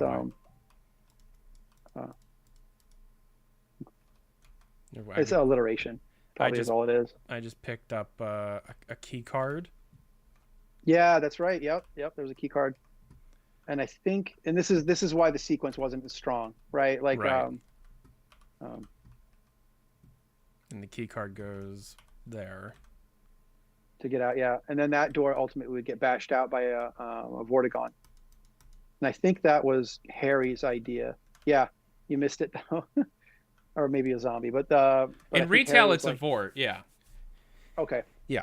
Yeah, I think that was Harry wanted to do something where you model because you can swap the model. You could have an object, you can turn one off and turn another one on.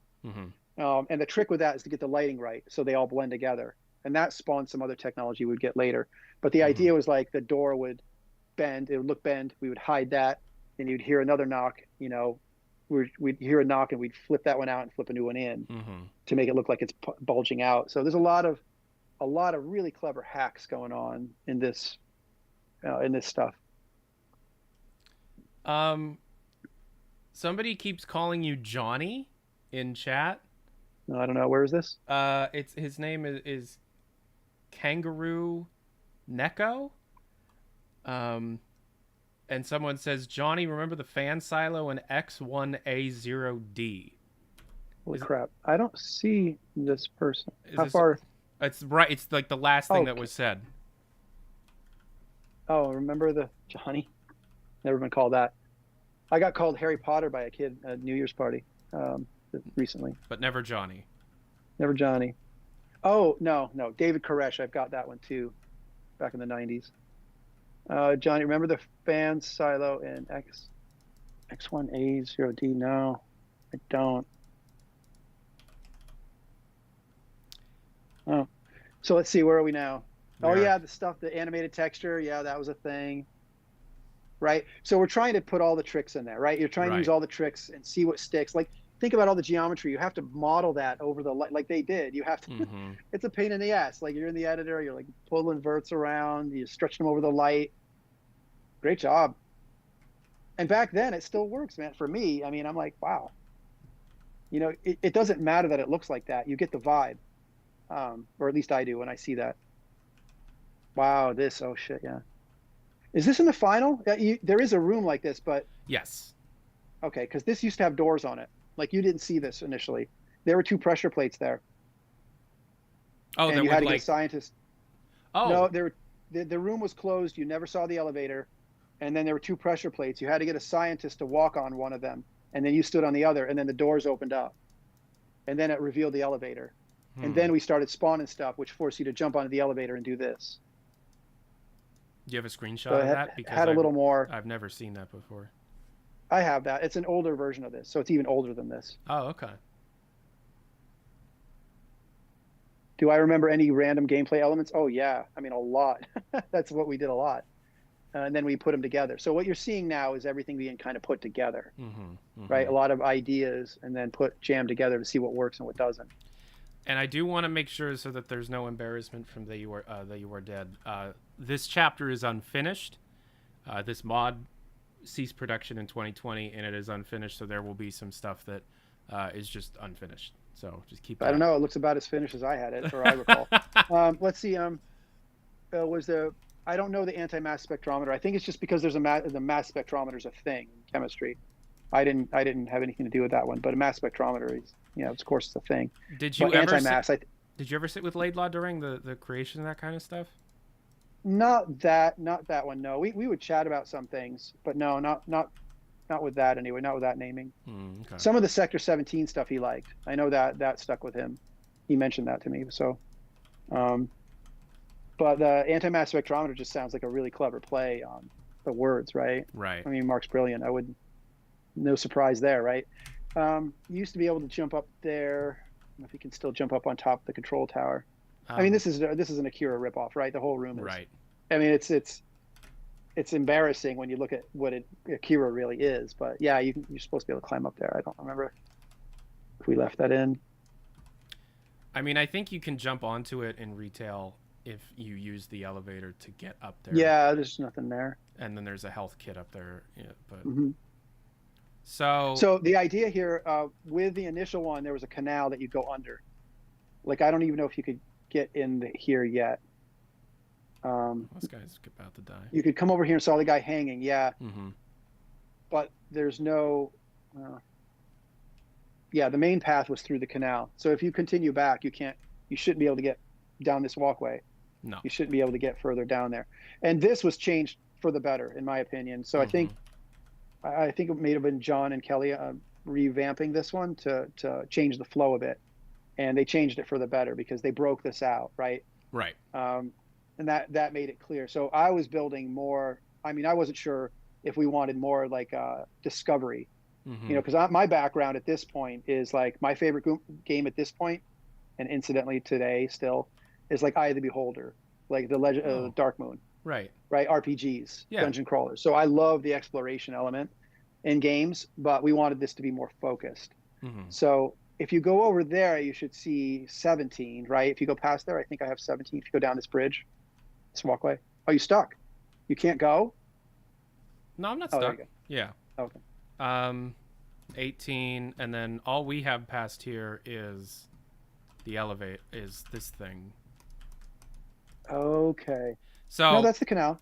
That's the rest of the canal. That's right. I built that out. Yep. And this led to, wow, holy crap. So Dead is saying that the sewer stuff wasn't in HLAZ because it has a lot of unknowns. Yes. There's a lot to it.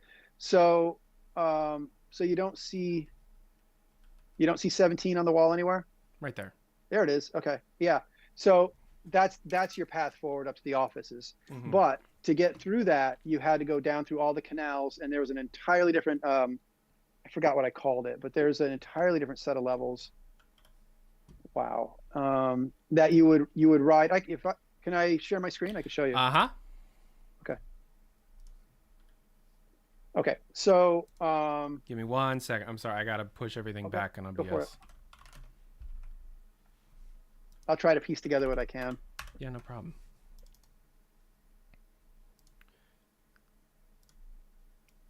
Oh, shoot. That's wrong. Display capture, transform, fit to screen, and reset transforms, and reset transform. Oh, wow. You got to do all that, man. I'm sorry. Yeah, no problem, man. I'll try to get it all done in one I swing. want to see it. Chop off my address if you don't mind. Can you do that? Yep. Hold on. There you go. Oh, that doesn't look fun at all. Yeah, it's all good, but I want to see the screenshots, so. Okay. Okay. Cool. Let me know when we're good to go. We're good to go. I'm sorry. I was watching you do it, so we're getting the mirror. Okay. Wow, that was meta. All right, so this is that area here, the one of the shots I snapped flying around, but you notice this thing over on the left. You're supposed to go through another set of levels that you go and connect. You turn this thing on, and you ride them over chasms, and you fight. You jump on them, ride them over chasms until you come back out here with, I believe it was the key card, and then you can go to 17 and up to the complexes. That's how this used to go. And let me see if I can. That's where this stuff is coming from, right? Let me see if I can do the sequence here. If I have enough shots, I might not.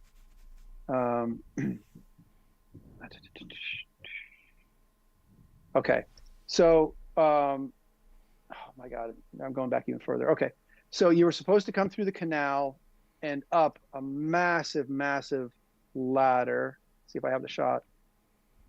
It was a huge, I don't think I have it. It felt something like this, but it was a massive, it was even taller than this. It was a ladder. I just went crazy and built something really tall. What is this level? What is that? It's just stuff I built. I built a lot of shit, man. Oh, this was underneath the labs. So we didn't get any of this. This was all initially under the labs. This is going back before anything you saw that was probably ever seen. This was all the areas under these. And this is a concept that Ted did like very early on, and I saw it in his office. I'm like, oh, I like that, and then I just went and built it. And then you would go down underneath it, and there was all these monsters in cages. And because I love Eye of the Beholder and RPGs, you go and hit that lever thinking you're going to open, you're going to do one thing, and then you open up the cells on the other side, for example. It was just like that kind of trickery. And then you fight your way out. So, but this was the first time anybody had modeled conduit. And I know how dumb that sounds, believe me, but nobody was modeling any detail like this. At this point, this was the smallest you could make any geometry and have it compile. Right. Ever. Right. Quake, you could not build this stuff in the Quake engine could have built it, but they never built anything like this for obvious reasons. If you saw how this split up the geometry, it would have never been performant. But I built it, and just to see if we liked the direction, if we wanted to go this route. And those are some really old early textures. And then some of this exploration. Crap. Let me go back to where we left off. So you go through the canals. Let me see if I can find them. Yeah, in the canals. God, so my screenshots are not organized at all. This is just hackery. Take your time, man. It's cool. So you climb this massive ladder, and this is where you're supposed to get the crowbar initially. What? Believe it or not. Yeah. This is where you're supposed to get the crowbar. There was a crowbar by the gears, and there was a grunt in there. So you're like, what's this guy doing here? He shouldn't be here. It was just a dead body caught in the gears. And then you grab the crowbar. I think you turn the machine. If you turn the machine on, it'll start grinding up the body. Was the idea. It pulls it. It's just pulls it in. It just pulls it in, and you shoot jibs out. And then on the other side of this, which I don't think I have, was like a box that's hovering above you. Right. And it says like danger, falling boxes. This screenshots I think is out there somewhere. And the idea is that you're supposed to feel uncomfortable throwing this lever. Yeah. And if you throw the lever, it doesn't fall on you. It starts the machine up. It starts the conveyor belt moving. So it's a two-step process. You start the machine, hit this lever, the conveyors start moving, and that's, you see stuff like this, right? That's what there are these boxes. This is actually in the final game, but I think they made them green. You jump across the top of them, right? So the idea here was that you lower them with these buttons, you crush things like other monsters with them, and then you get on them, press the button, go up high, and then jump across them, and you're on your way. So that was the initial idea of those boxes. Right. And I think they used this idea in Half-Life 2. They did it with cars. Where yeah. So that's at least I strongly suspect that's where it's from. In Trap Town. Yeah. Because you have to lower those things. And here's that other view when you're up top, right? And you use these to jump across. Let's see. If you don't the mind rest me is asking, just older. Did you work on Half-Life 2 at all before you left? No. Okay. Nope. These are just concepts, for things, trying to see what our style was. And I really like the metal text. You can tell I like the metal texture. I use it a lot. But these are two textures that I used like a lot. That's just a prototype. That's not any like real level there. Yeah, these were. I mean, Yeah, they're probably more on the prototype side of things.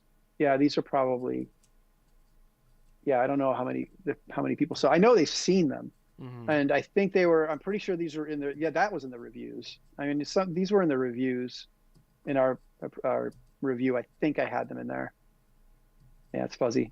Anyway, a lot the only hesitation I have, you notice that I'm hesitating a little bit. The only hesitation I have is because I tried to keep whatever I presented dense in interaction, and that's and that I remember strongly. And these had interactive elements, but they weren't as interactive as like, a vent coming down and a monster popping out and attacking a scientist. And I try to keep that density a little higher because I felt strongly that that was a good direction. So this is a lot of exploration. Yeah, this is all exploration. Wow. And this is the original room. This is the original room with the rotating light, right? You can see how random it is. I don't even have the consoles in here, and the door's black. Where would that door lead? Oh, it's either it's probably the entrance or the exit. Like, if this is probably where you came in, this could be flipped. I don't know, but in the lab, when you see all those guys sitting down working on stuff, right? There's a door like that. It's just silver now. Yeah. And in fact, that could be silver and just rendered it improperly. But I took this screenshot because I was like, wow, I got a rotating volumetric light-ish. How old are these screenshots? This is probably early 97. Oh, so you took these screenshots when you were making these maps. These aren't screenshots. Yeah, these are old screenshots. Oh yeah, wow. these aren't new screenshots. These are really old, pulled off floppy disk screenshots. I mean, I'm pretty sure I have most of these levels. But yeah, these are literally old screenshots, and some you could see. Yeah, look at the lighting and everything's all screwy. Right. Look at the fans. I had fans in there. Did the fans spin? Yeah, of course. Oh, Let's see. Yeah, so these are old screen, and some of them you could see digital noise. Yeah. Because they're so old. Like let's see. There's one in particular I saw it in earlier, like this, the edge. There's all this weird. And look at the ratio. It's like 4:3. It's almost entirely square. I didn't take that. Who takes screenshots like that? Yeah, no, they're literally old. Most of these are really old screenshots. Yeah, because my monitor is a 21-inch CRT, right? I'm gonna get killed. Anyway, yeah. Let me not. I don't want to sidetrack too much. Well, oh, here it is. Here it is. This guy, right? And so, one thing I remember, and this some of this stuff gets pretty old because I was at Valve for. Well, that's probably not. That's probably going to be confusing. I used to build a lot of shit like this, like cables and chains, and this is some of the stuff that got the guys at id attention. They liked some of the structures that I was building. That's why they flew me down. And so this didn't make a lot of sense for us here, but it's just an indication of the types of things I was building at the time. And if you look really carefully, way in the back, there's another volumetric light trick I'm getting better at blending them.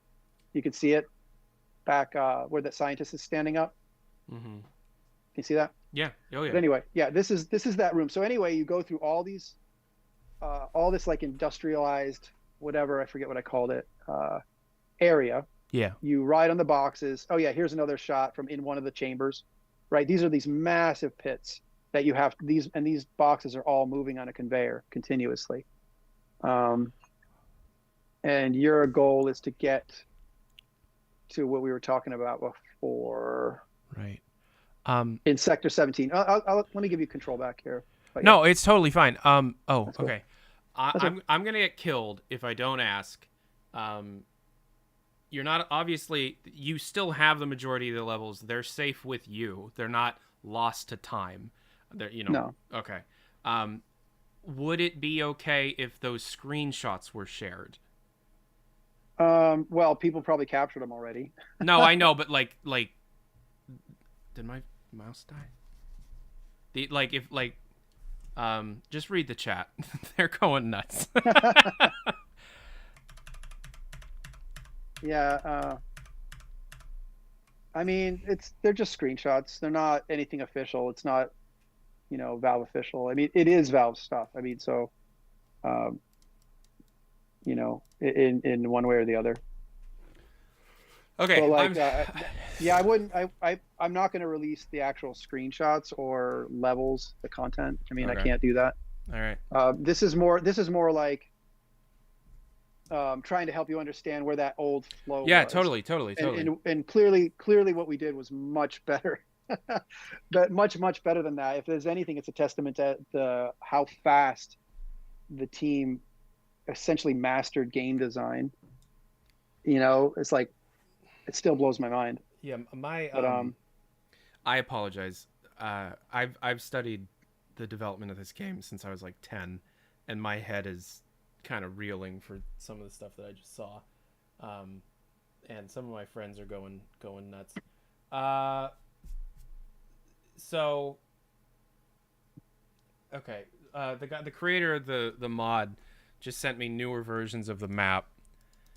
Because yeah, he's like, hey, can you please show him what I've been working on instead of that crap, because I've gotten so much better at it. So I'm just gonna quickly. what you've shown is just amazing. I mean, it looks like a snapshot at some point in time, but keep in mind that the things were moving so much and so fast. Like, I must have changed that opening many times over, just because. And nobody for that first year was directing anything. There was no guidance. There was no unification. Really? Nothing. At least not that I was a part of.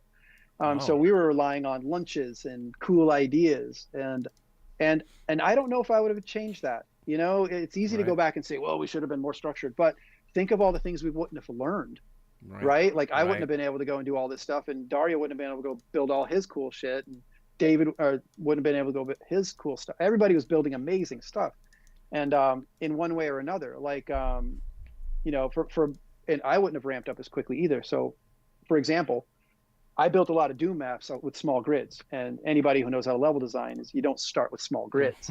And when I kind of knew that, but you know, I like to stay excited, so I kind of paint a nice area and then go build another area. And anyway, so I learned a lot from people like Dario, right? Like, Dario was like the master of the grid. Like, he could lay a level out so freaking fast.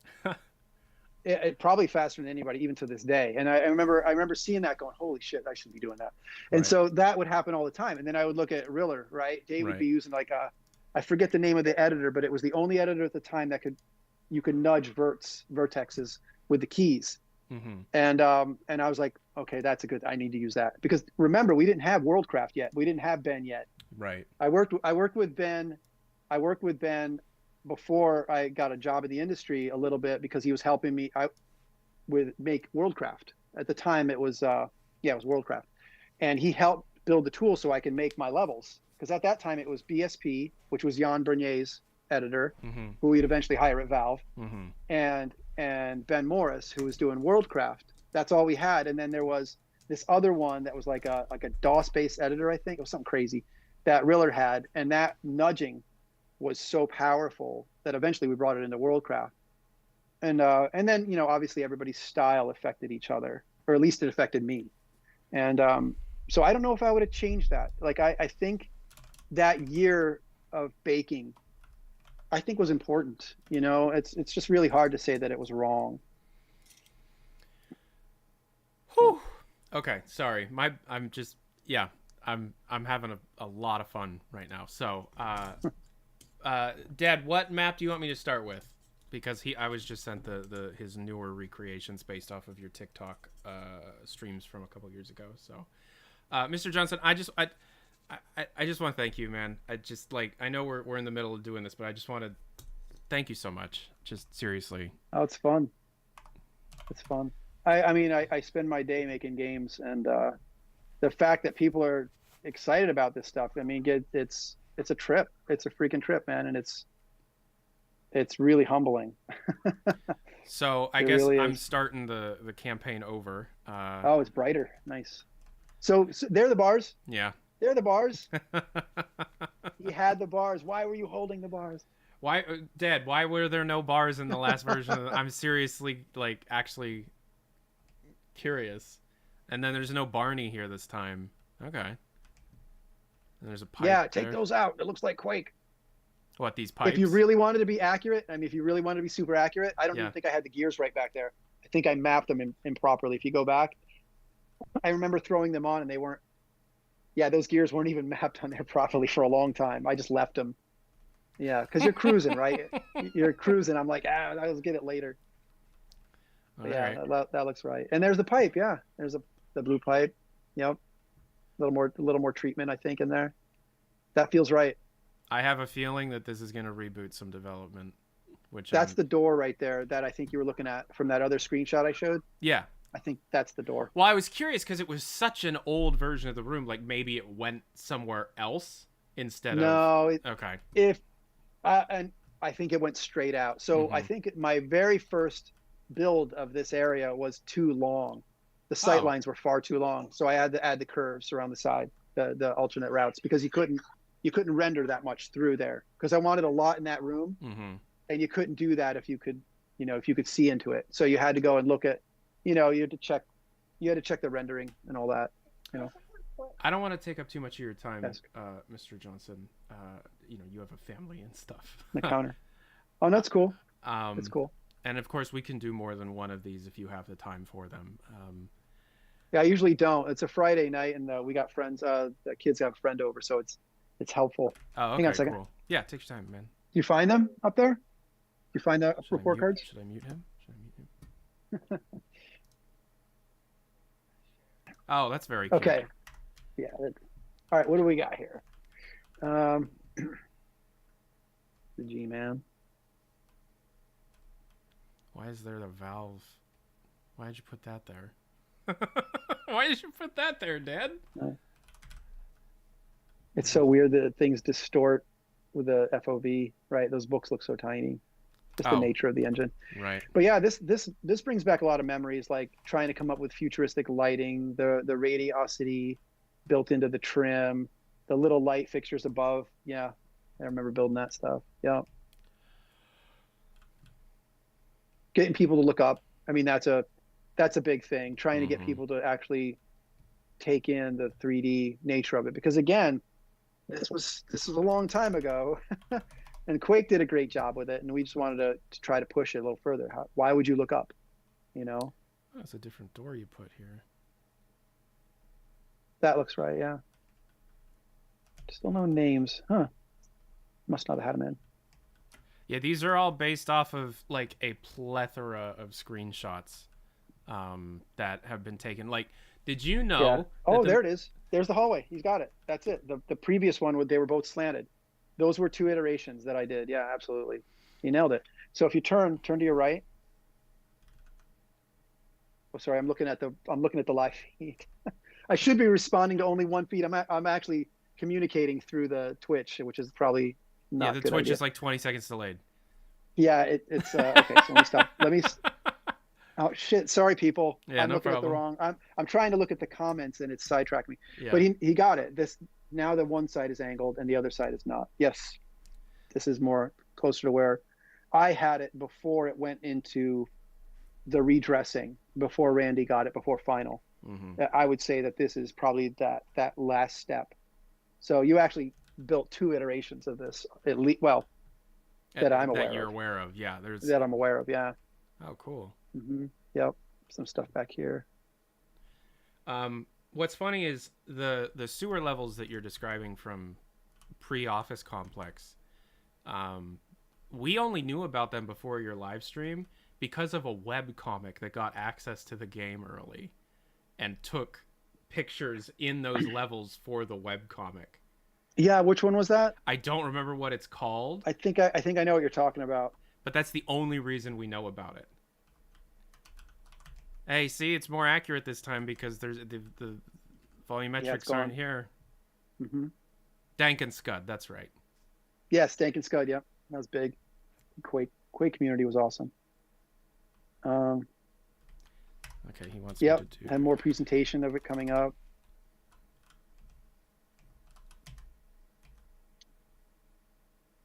Oh, cool. What's that all retracted there. Well, otherwise it would grind the side off the elevator. Yeah, but that's not in final. Not really. So many different interactive or like animated things felt like they had to be removed for performance reasons. Maybe, or yeah, there could have been some reasons for it.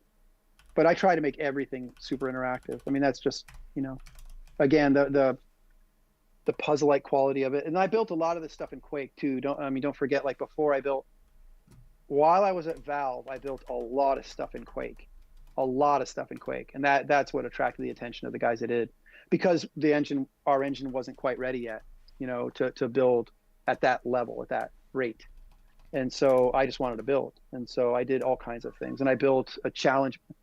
So because I beat American and McGee at the Quake World launch, there was this idea that we should have a rematch. So I built a Quake map just for that, and I sent it to him, and it got. And I'm not even going to describe what the map was, but it was my first experience with 3D Studio Max and exporting something into the Quake engine.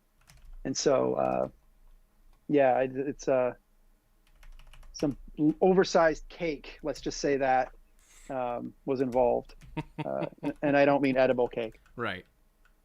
Necessarily. But anyway, so I built a lot in Quake, and it was all interactive. It was all like, how many types of interactions can I build? And I just tried to bring a lot over into Half-Life as well. What name did you map under back in the 90s for Doom and stuff? Thanos. And then so I was Thanos, and Thanos even on my my business card is Thanos as well. Like I have I don't know if you could see these things here, but this is, oh God, no, you can't. But this is my business card, Valve. Yeah. And it's Thanos at Valve Software. And I did Thanos Lab. I don't know. I just Marvel geek, right? Like we all kind of, a lot of us were. And long before the movies, kids. When it was cool to be a Marvel fan. And it was awesome. Thanos is the best. I mean, just 10-foot giant.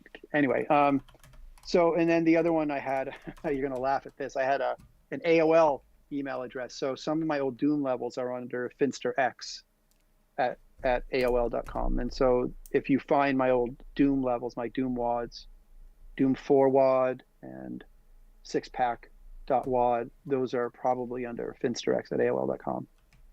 Yeah. But I always built stuff. I just love making games. And so. Yeah, people are geeking over. Oh wow, this door's cool. I don't remember that. I might have built that shape, but I don't remember the windows in there like that. But that shape is, I mean, everybody builds that shape, so I probably built it. So the sound test room that was cut from, like that one chapter that was removed. This is much closer to final here, because it's moved up. The room isn't as deep. Oh, what the heck? Yeah, you go down, and this is going to go around the corner. I think. Well, no spinning elevator though. No, that's not the elevator. Are you looking at the? Are you looking at the Twitch feed, or are you looking at the? No, I'm looking at you. I'm watching Zoom. Yeah, you're right. That was an elevator. Yeah, yeah. So I think this one used to go down and around that room. There's builds out there. I've seen the videos of it. Shit, I don't want to switch screens on you again. There was that hallway with all the green radiating light, panels that went around a corner, blue and green light. Oh God, now I'm trying to remember. I mean, the only reason that jog, this is blowing my mind too. But the reason this jogs my mind is because I remember I always wanted to build an escalator, and now I'm literally transported back mentally 26 years now, thinking about this. I wanted to build an escalator. That was my goal. And that's why that seems so familiar, because I remember I'm like, oh shit, I'd have to get every block to move in sequence, and it'd be such a mess. And I never accomplished it, because the blocks would get out of sync. You know, if you stepped on one, if you collided with one, it'd just throw everything out of whack. But that looks really familiar in the most bizarre way to me. So Magic Nipples got the escalator working in one of his iterations. You did? Yeah. So at one point, the elevator was tried to be an escalator. So I guess there's a screenshot out there of there being an escalator here or something. That makes sense. I think I tried to make one.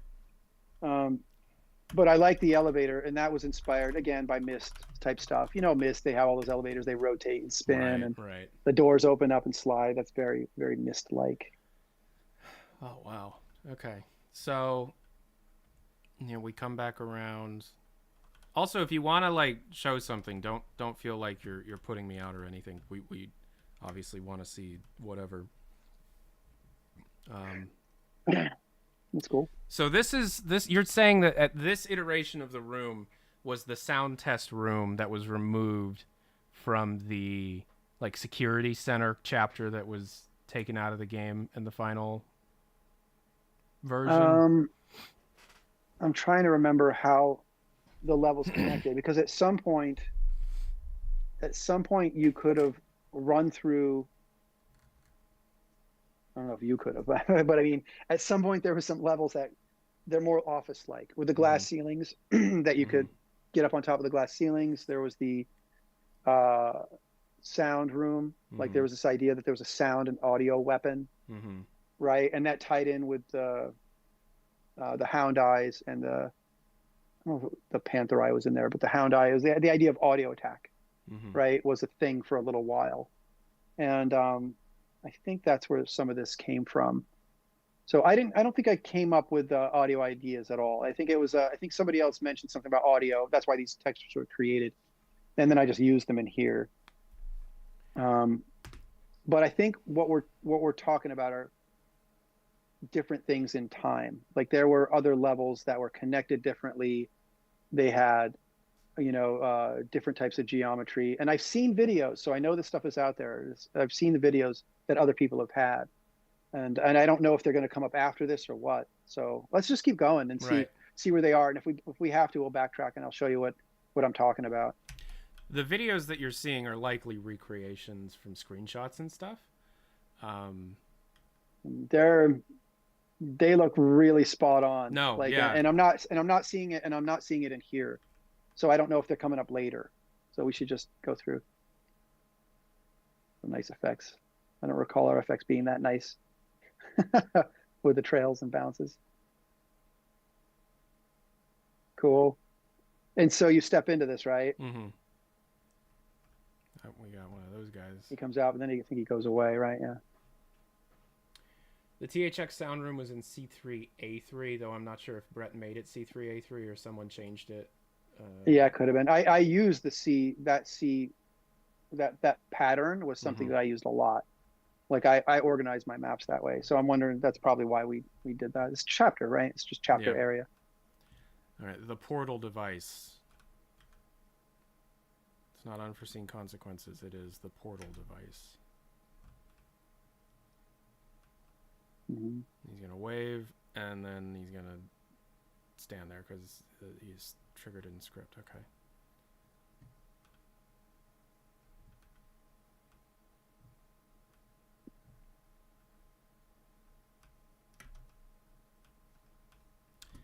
So yeah, ultimately we took the elevator, that little elevator out. There was a little elevator that spiraled. Now I'm getting confused. This is the big one over here. Yeah. Yeah, very linear. Oh, that's much shorter. Oh, there it is. Yeah, out. Bye. Hello.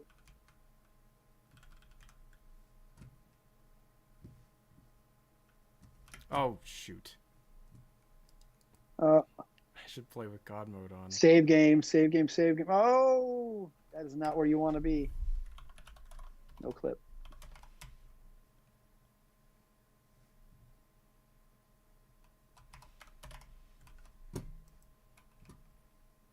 All right. Okay. Oh, no doors. Did you break stuff? Are you on the wrong side of the transition? Yes, you are. I think I'm on the wrong side of the transition. Yeah. Okay, so this map is right, and then it would be map A1, C1A1, C1A1A. What should it be? Dad, help me out. What map?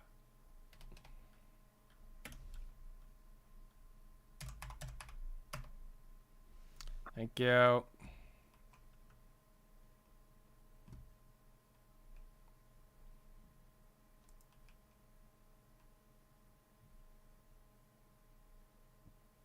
Dang, lots of blood. Yep.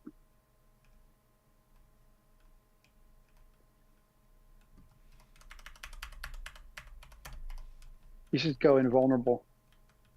Did you do that? Yeah, I'm gonna do it now. This, I don't think there was a room there. No? Not that I'm aware of. Not that I ever put in, no. It's like a little bathroom there. I think the bathroom was off of this one, if I remember correctly. Okay. The stalls, I think, were back there. But Oh, is the Farrah Fawcett locker available? No. the doors were annoying because you had to use them. Mm-hmm. That guy's dead. Yeah. Looking good. Yep. And you got to go around and get through because the other end should have been blocked. Yep. That's right. And the train would plug in there, obviously. Mm-hmm. Yep. And you climb up over there in the back. I'm supposed to have the pistol. We're cheating our way through this.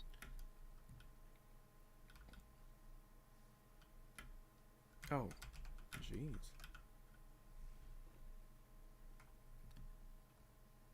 Damn. Yeah, yeah, a little much. We did stuff like that too. Actually, TK is Ted's brother. He did a lot of the, if I remember correctly, the optimization of lighting, which was huge. So there's a couple of things that helped. It was incremental building because the radiosity took a long time to compile. Right. Just drag your machine down. We ultimately got separate computers to compile on so we could keep working. So everybody had like 2 machines. And but stuff like that is not only annoying, and we learned that quickly, but we didn't realize that Carmack's initial code for dynamic lights, the lights were affecting so much geometry that you couldn't even beyond what you could see, very far beyond what you could get the effect for. So a lot of those optimizations allowed us to use lights, more dynamic lights like this, and that was another step in the right direction that helped us get more dynamic, more interesting environments happening. Right? Otherwise, I could put one blinking light or one pulsing light in, and way down somewhere else, all the the information's being redrawn or whatever. So that's interesting. There we go. There's the upper. Oh wow, yeah. Yeah, there it is. Far more accurate. I got it. Good job, guys. Yep. Mm-hmm. Oh, There you go up there. Yeah. This is what I remember. This is the one that Gabe played in '97. Oh, is it really? If I remember correctly. Yeah, if I remember correctly. Yeah, because I set it up this way so I could show guys running from head crabs. Like initially there was a scientist up there, and he would run and a head crab would jump out. And like this was all staged. It was all scripted, obviously. Yeah. But we hadn't experienced that yet. So I wanted to see, do we like this? Mm-hmm. Do we think this is cool? And clearly it was. It sparked some ideas. All right, so this is a completely different layout that Trying to remember. I'm not used to. That's okay.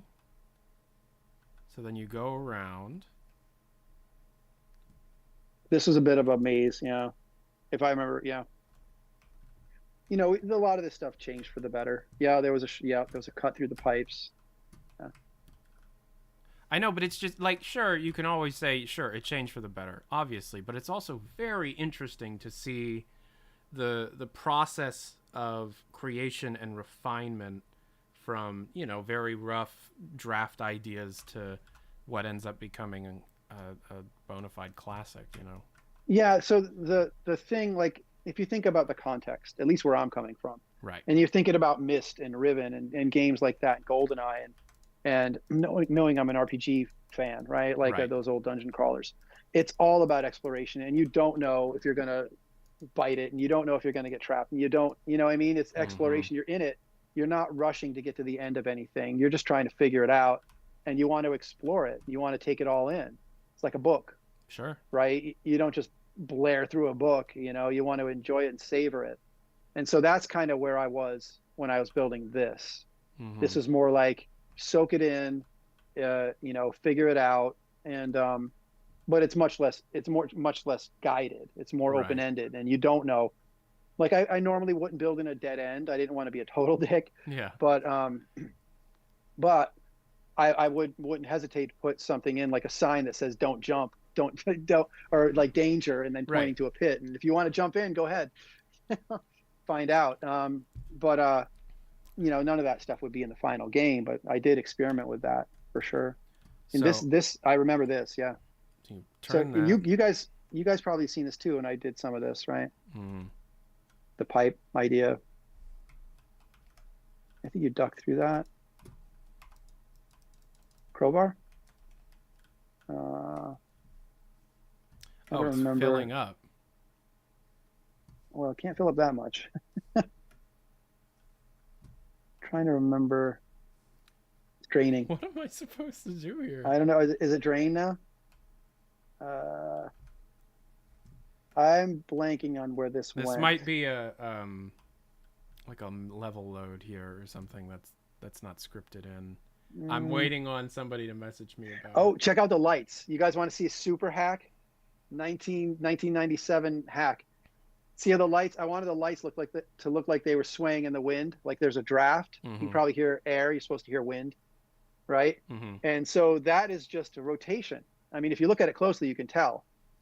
But the feel of it, it's literally rotating, and the rotation point, right, the center, the pivot point is way up top, and it's ever so slightly knocked off to the side.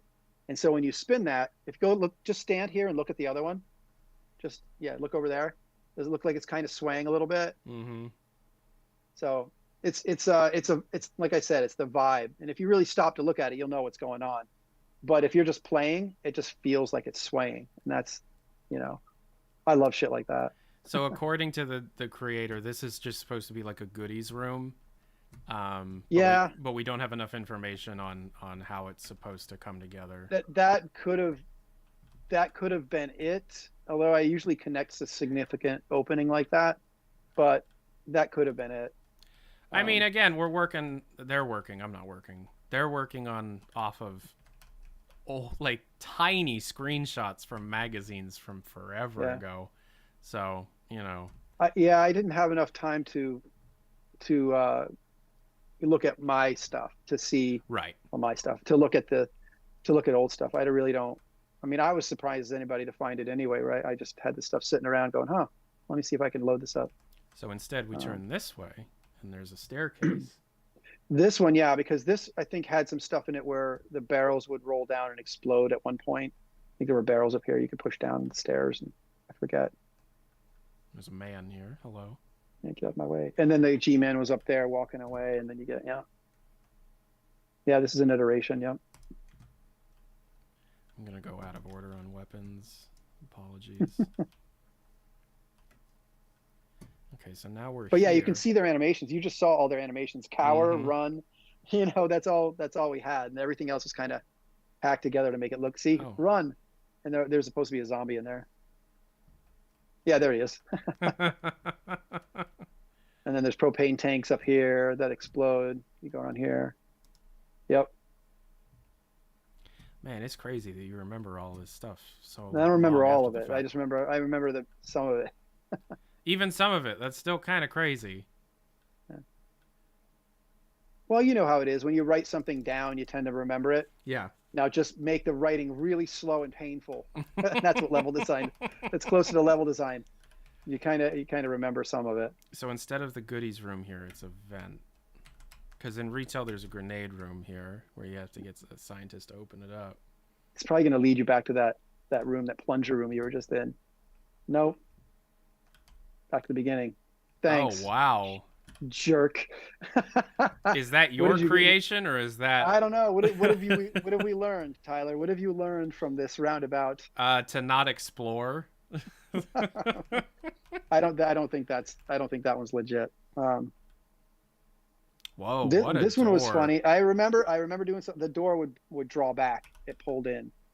But this one was one of my favorites. There it is. Yeah, it just pulls back because it was a different idea. Why not? Right.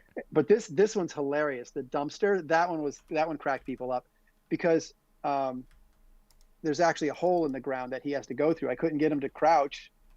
So if you click through the geometry, you'll notice he's in a little hole. Otherwise, there's no way to lower him. That's a lift. Oh, okay. You know what I mean? He's not Yeah. animated to pop up. He's literally on an elevator. That's pretty So funny. well done, whoever reconstructed that. And there should be water and electricity or something over here. No, the slime is still there. Cool. Are the doors closed? Nope. Okay. No. So yeah. I mean, no.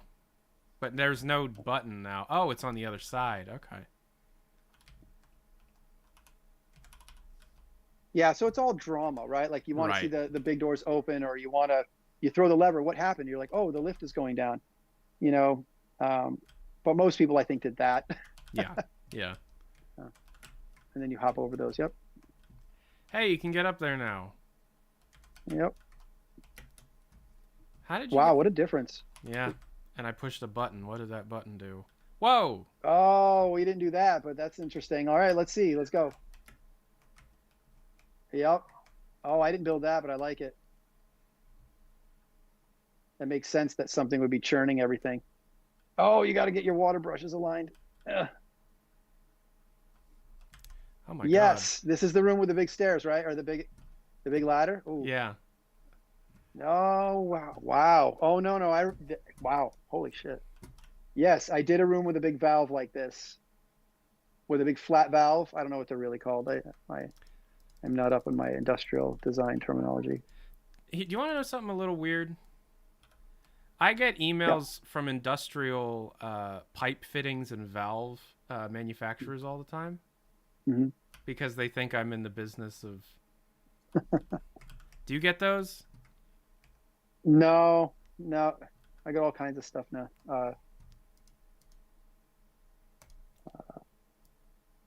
Nonsense in my Facebook feed. So Whenever I look at that. apparently, This is part of the original flow, yeah. For me, I mean, I don't want to say original like it was better. It was just it was a different flow. Oh shit! I think I did build something like that to keep you from going down. Yeah. so Otherwise, you could hang out in there. according to Dead, that vent that took me back to the beginning is legit, according to their resources. So somebody else might have made a bad move. No, it would be me. It'd be me. I tried a lot of stuff. Right. I mean, these things got crafted so many different ways, and eventually there'd be a door down there. There is a door down there.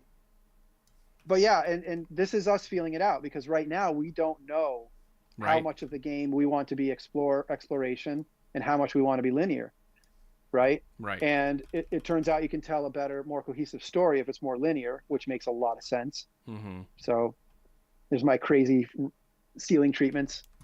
Hey, this made it into the final game. I still think it's a weird looking cool hallway. That doesn't make any sense, but yeah. Oh, this is different. You're underneath sector, above where 17 is now. Yeah. You must have streamed these maps, because this is accurate as hell. Like, this is crazy. I've not seen anything like this playable. Dad, why didn't you ship this? Is this poison? Oh, no, okay. Yeah, so I wouldn't be surprised if that. I mean, there's probably some fundamental. Somebody made a comment. Those hallways are in the Combine Citadel too. I'm sure there's some common element that I was keying on that people who actually know stuff are using. For me, it's a lot of books and playing with stuff. Damn. Okay, so now I'm up here. Yeah. And you couldn't get in here yet. oh no? No, not yet. But I mean, initially you're supposed to do the block thing, but you could play this. This got I think all of this was taken out. Yeah, like none all of this it. is in the game. Yeah. And it's just, I don't know, just riffing on stuff I liked. So for me, I like getting a lot out of a small area. And if any of you played the last Half-Life 2 map I made, Tales from the Source, it was really just taking a single space and wrapping it around itself, because it's more familiar. And I don't want to say it makes it more linear, but by the time you get done with it, you feel like you know the space really well. And there's something about that I still like about mapping. Mm-hmm. But anyway, the last thing I did, the Tales from the Source, is just a tiny map with that concept. Here we go. There it is. Got the ladder. Maybe I did stream this. I don't know. I think there's pictures of it out there though. But yeah, there was a massive ladder. And then you're up into here. And you're in the gear room. Yeah, there was another one. Yeah, there's a second one. Because you can fall back down into that. Yeah, he got it. And the box, there's a box right above you, above your head. So when you look at that, you're like, you got to question it. That was the whole purpose of that. So it was a joke. You can climb up that chain. You couldn't know that from the screenshots, but no. He saw I must have done that in a video. Or my friends are geniuses. Mm-hmm.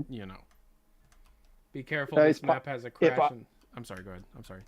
Oh no! If I saw that, I'd probably think you should climb it. Okay, so the map is on. There's oh wow, the crowbar's there. Yeah. Yeah. Well, because he's trying to fix it and get out of here. He's like, "What the hell?" So this map is unfinished.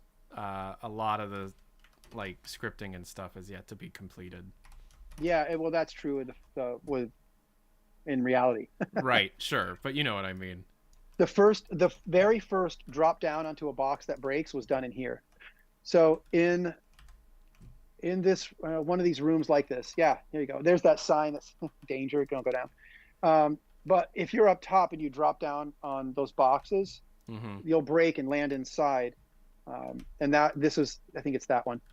But you were guided to it. Yeah, it was that, I think. You were guided to it. And that was the first time anybody jumped down and onto something they thought was going to be solid, and it turns to break. And it was like a moment. I remember watching some of us play it and going, oh, that's a thing.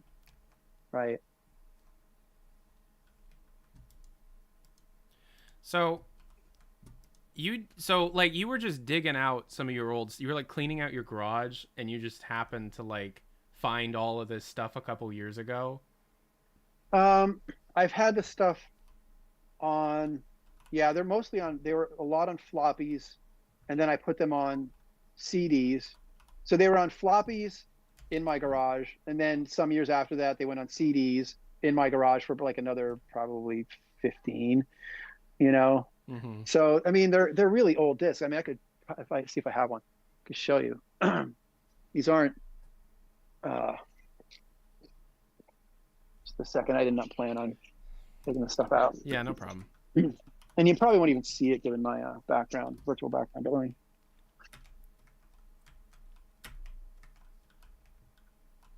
I don't know why I'm bothering here, but let's see.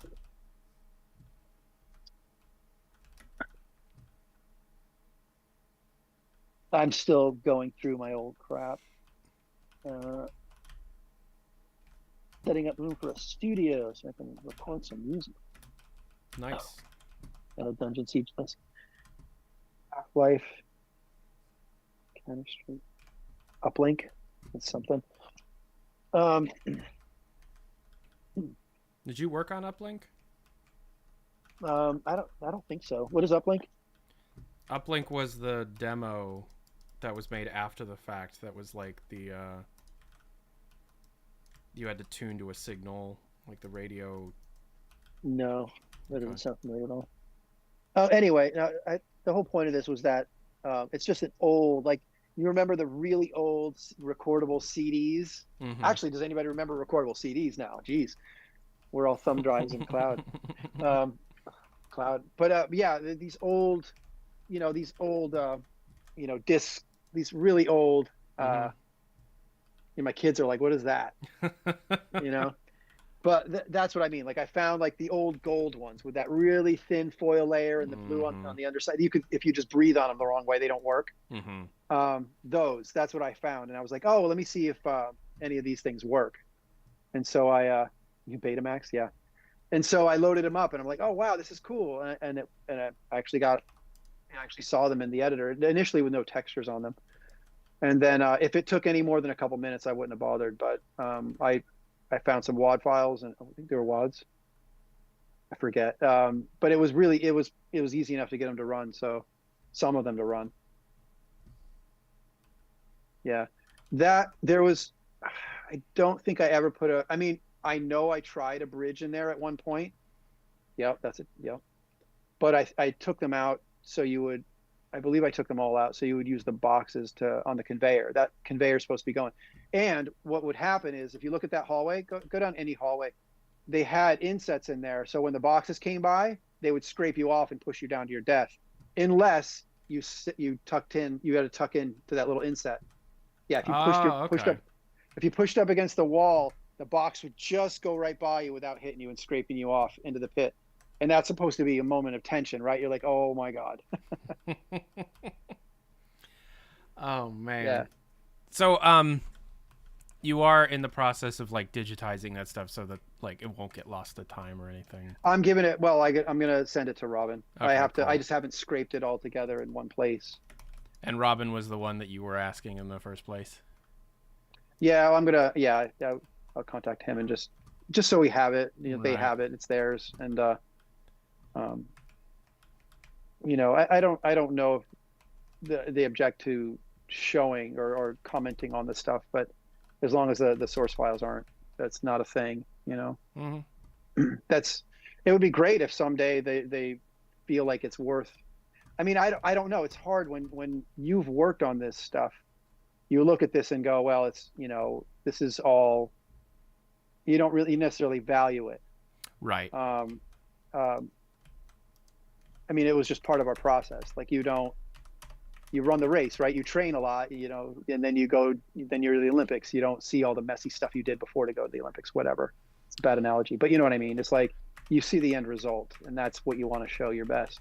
Sure, but then also you gotta like be like, damn, there are people that care about this stuff so much that they went ahead and made all this stuff. So obviously there's some value in it. Oh yeah. So I guess was the assumption that Half-Life was made and there wasn't a whole lot of work done before we got there. I mean, maybe.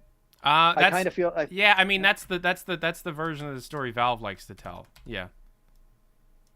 Well, that doesn't make any sense. It was a company we never made a game before. The whole company never made a game before. You don't just make a great. No, I think people knew we rebooted, and it's in the postmortem. Ken Birdwell mentioned the first year it didn't pan out. We weren't as happy with it.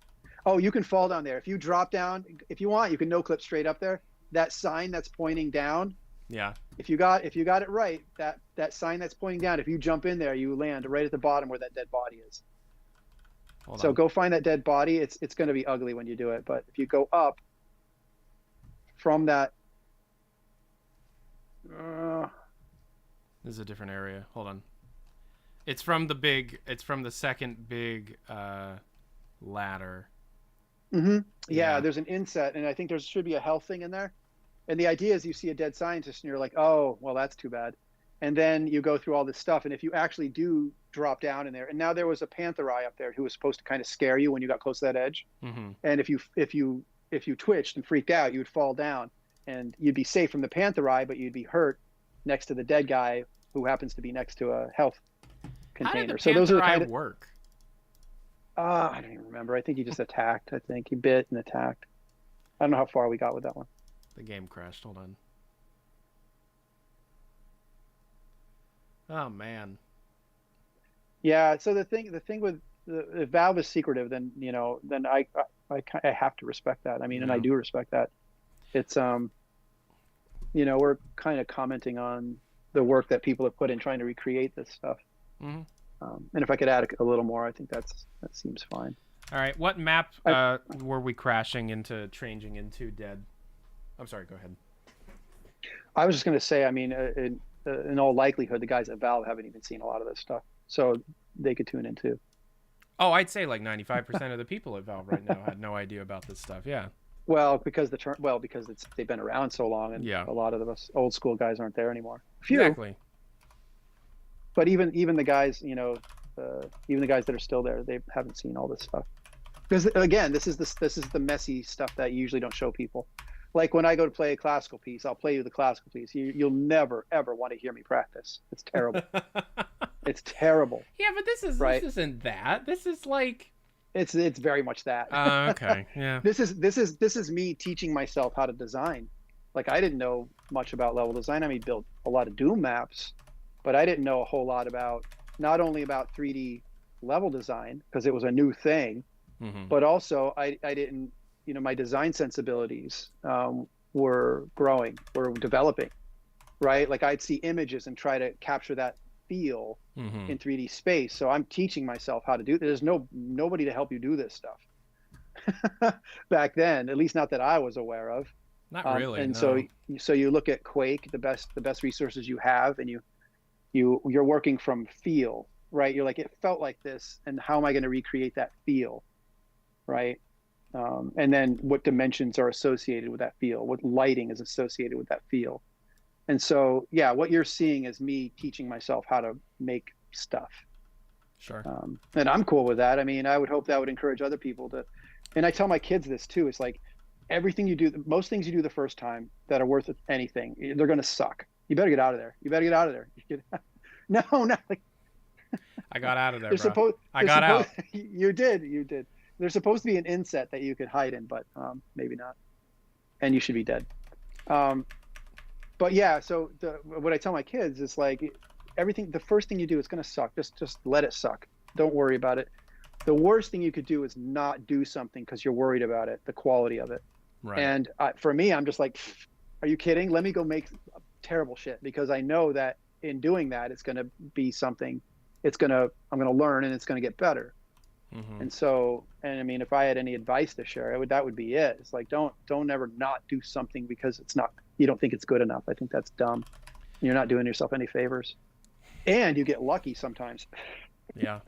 But more importantly, you learn. So yeah, if you go down here, turn on the God mode. If you jump down there, you should. Panther Eye and a scientist. That is wow, a red Panther Eye. I thought they were dark blue with a red eye. So that's interesting, but that should have ended up, if I remember correctly, that should have ended up, you'd have to, anyway. If you clip through the map, those areas should align pretty closely. And this is where you drop the things on them. So if he's standing there, you just push the button, it should crush him. Not that you have much time to do it. You crush yourself. Yeah. Damn, those come down fast. Well, they're supposed to be a puzzle. They're testing a puzzle idea, and clearly it didn't work out well enough. We didn't use it. Well, it turned into Crate City, which is a memorable time part. to create was pretty quick in our game. In this one. So you do that. Oh, the gear's broken. You might have to. Oh, there you go.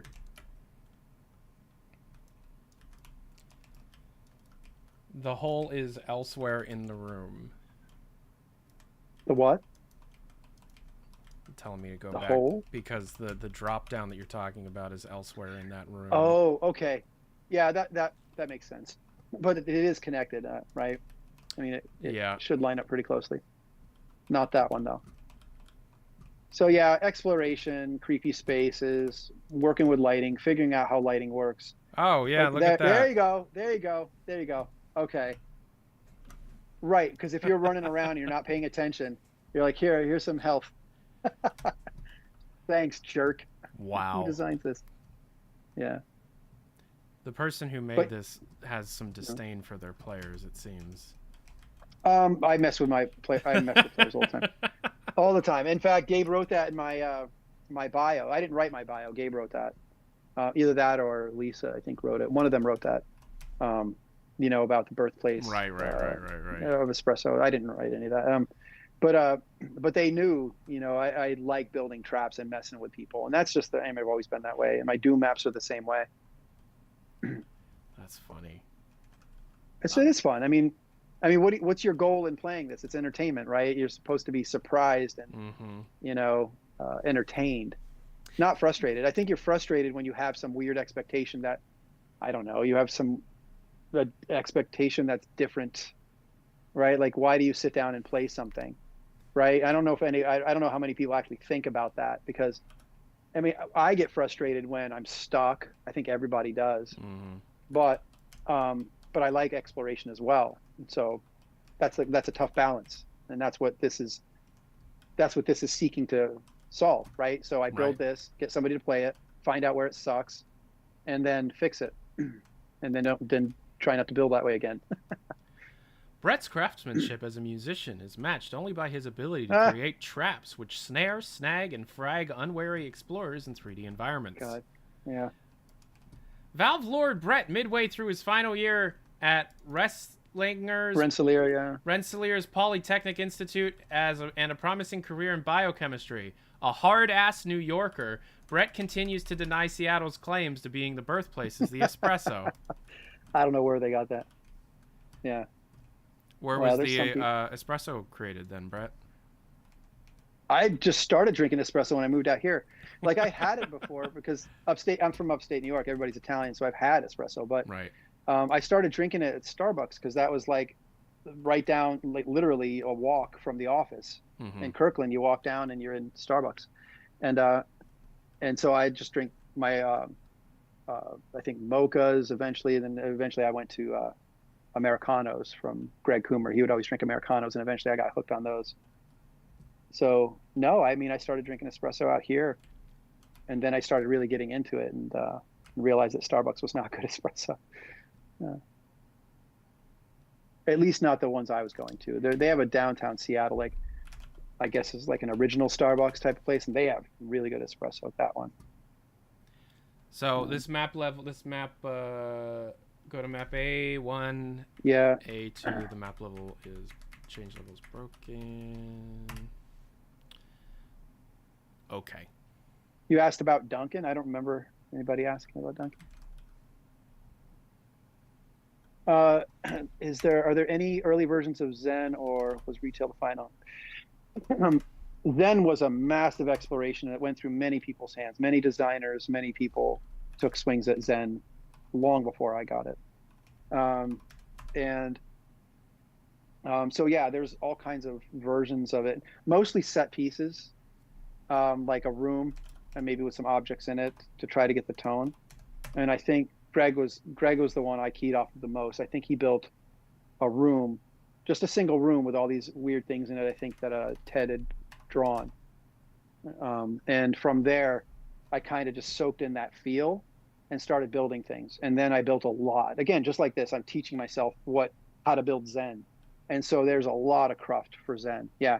And a bunch of it was used in like the Gonard's lair was some of the areas that I didn't use that Randy took and built. He built the Gonard stuff. The Gonard, did I get that right? Mm-hmm. Randy built that part using a lot of the geometry that I didn't use. And there was a lot of exploration with Alien World stuff. I mean, because just how far could you push the editor before it wouldn't compile, right? Because remember, this technology does not like to be off-grid at all. It supports rectilinear geometry, period. Anything, like, you can get away with some angles that you're seeing, but it does not like off plane in 2 angles. It hates that. And so when it tries to compile it, you get splits, you get your geometry gets cut up in ways that is not desirable and terribly non-performant. So I had to learn all that stuff. I had to learn all those tricks we didn't know yet. Like I was learning, like if you have a really dense, if you had like a pipe and you touch that pipe to the ground, it's going to split the ground up. And if you do that a lot, you're killing your frame rate. And that's why early on I would actually start making them non-solid. Now it's common. Now in Half-Life 2, that's standard. But back when we were doing this, that wasn't well known. And so I spent time looking at the debug stuff, looking at how the draw, where it's just colors and it's showing you the splits. It was learning, not just learning design, it was learning the technology.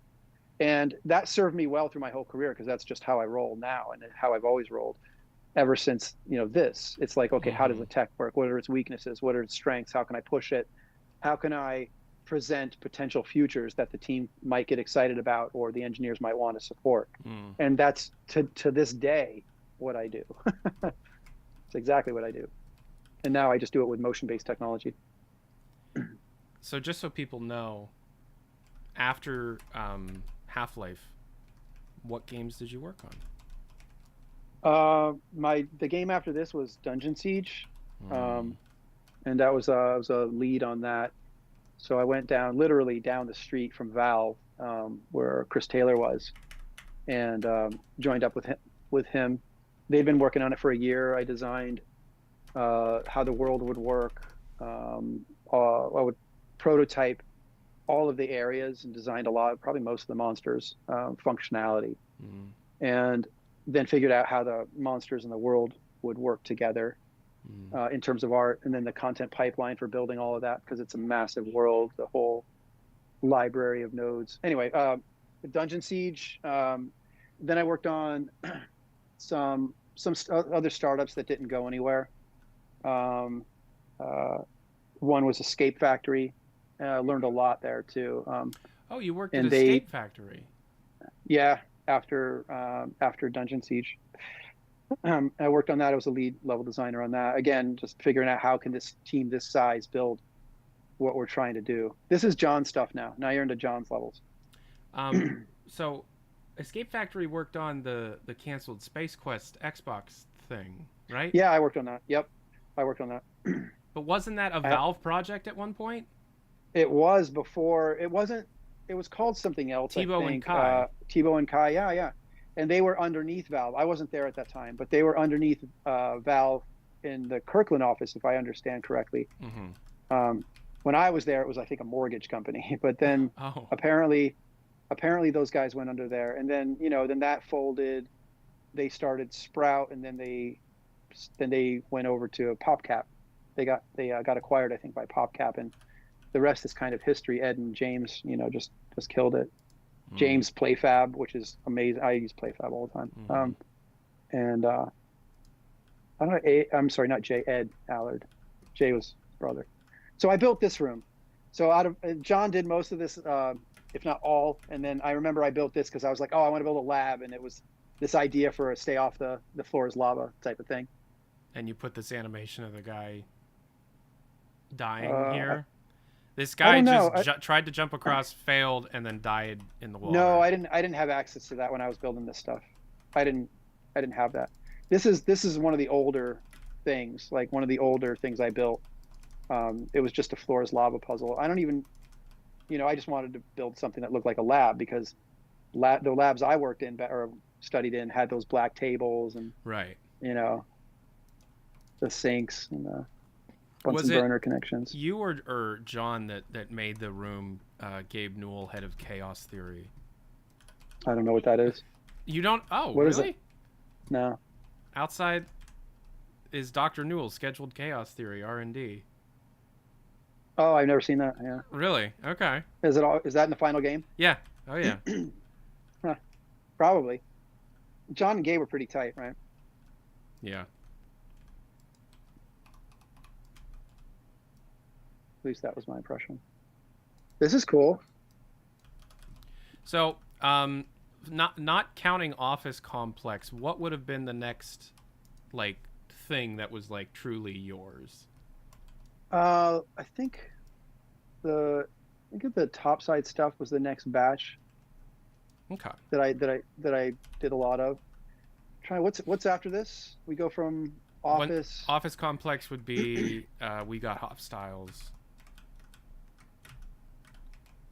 And then Surface Tension. And then Blast Pit. Oh, right. Yes. Wow. Yeah. And then Surface Tension, I think. Yeah. Yeah, not these. Yeah, it would be more the topside stuff. I'm trying to think if I did anything in between. I don't think so. Blast Pit and then Power Up.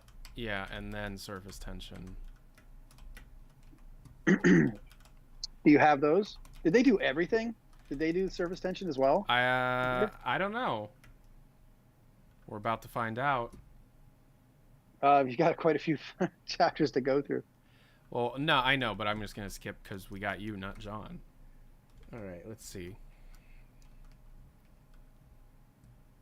I remember that, yeah. Half-Life is a good game, though. Then you go underneath. You got to stay low. The turret's there. That was a pretty early puzzle.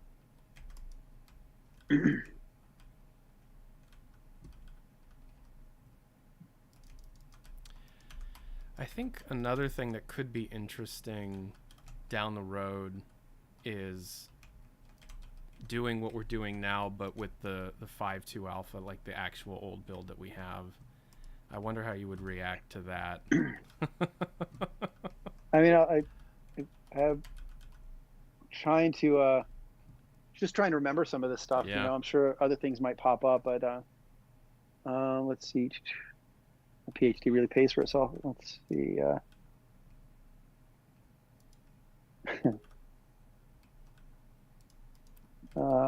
Did Brett map out the way to break the ceiling to deactivate the turret? No, I think that's John.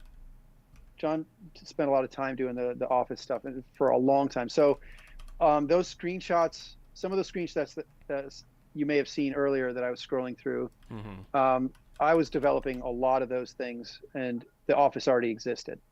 Right. So a little story. So we were starting to get stuff in magazines, building hype, right? 97. And the office levels, you know, Gabe was showing them a lot. And we're sitting here going, yeah, they're cool, but yeah, we don't want to show somebody like an office level game. And sure enough, we started getting, if I remember this correctly, we started getting blowback a little bit, or this perception online that, you know, this was the game, because we were showing so much of it. And so it was like, all right, well, show us other things, show us something else, or give us something else to show. And so I built a lot of the metal stuff that you'd seen that wasn't used. Like I did the NVIDIA room, like the room looked like the presidential seal on the floor. I built that because it was different. I built a lot of the metal A-frame looking stuff, a lot of the metallic levels with the plungers, things like that. I built that just to kind of balance this perception that we were this office-based game, and it seemed to help, I guess. Just managing media. I mean, you know, it's the industry. What's that? It's the industry. It's what you got to do. Yeah.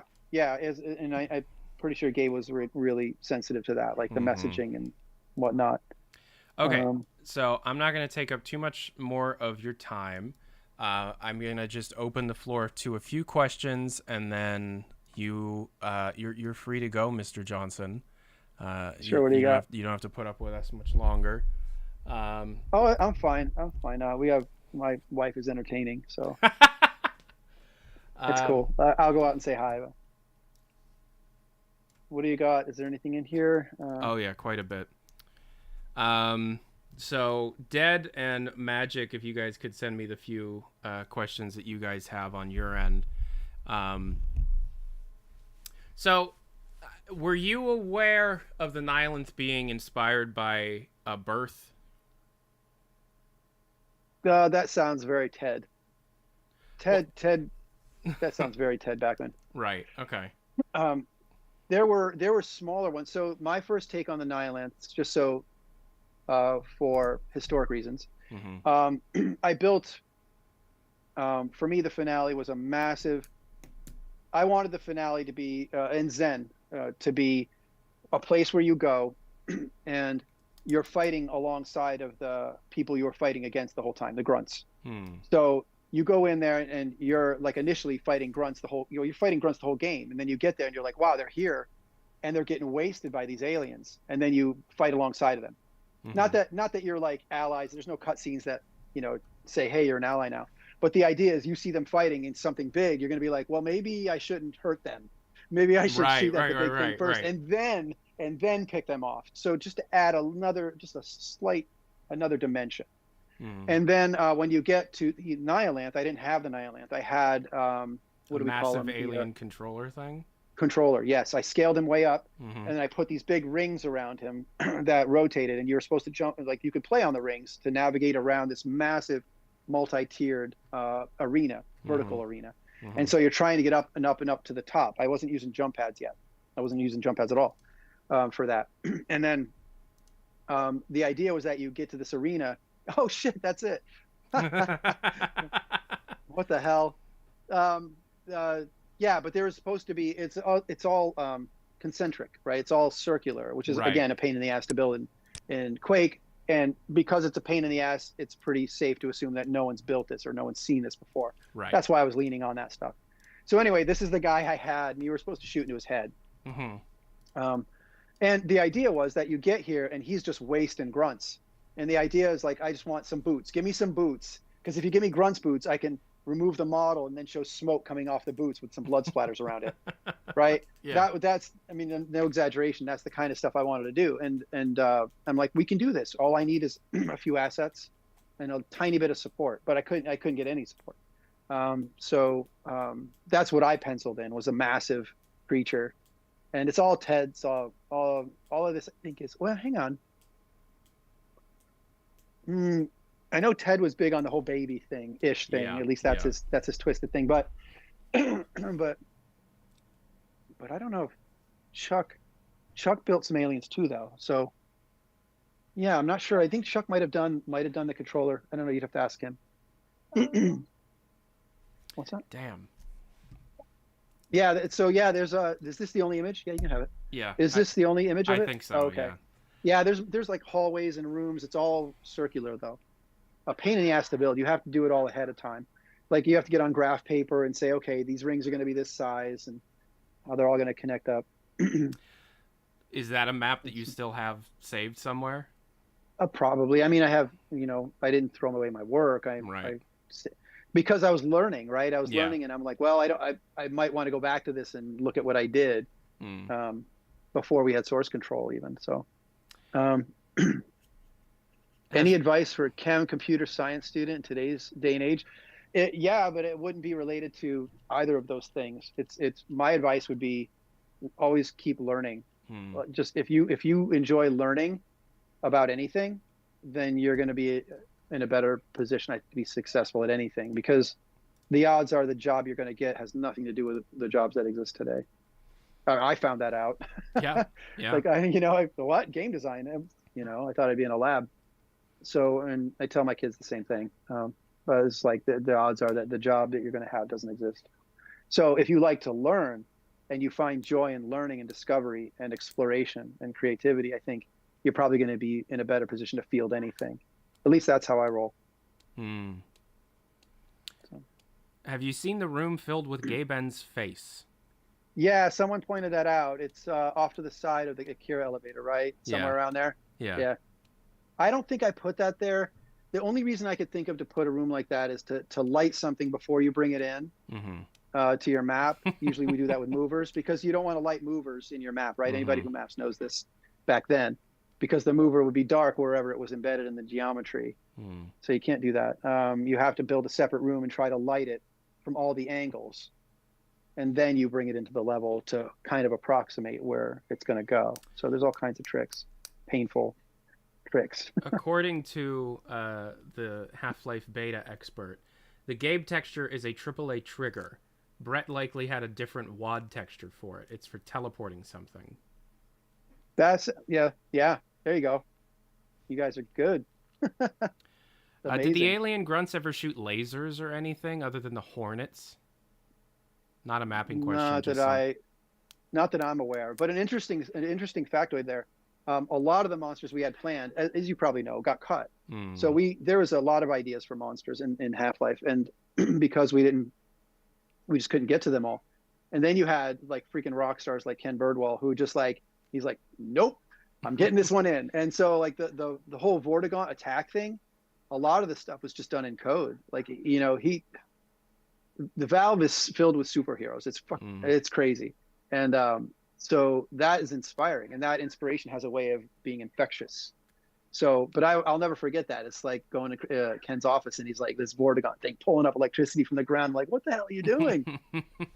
It's crazy. It's just because he's like, we're not cutting this one, not cutting that. He just makes it happen. And I think we all had that kind of spirit.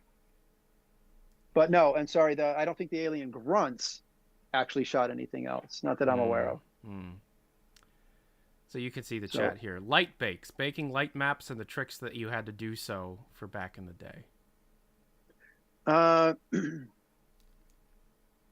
The main trick,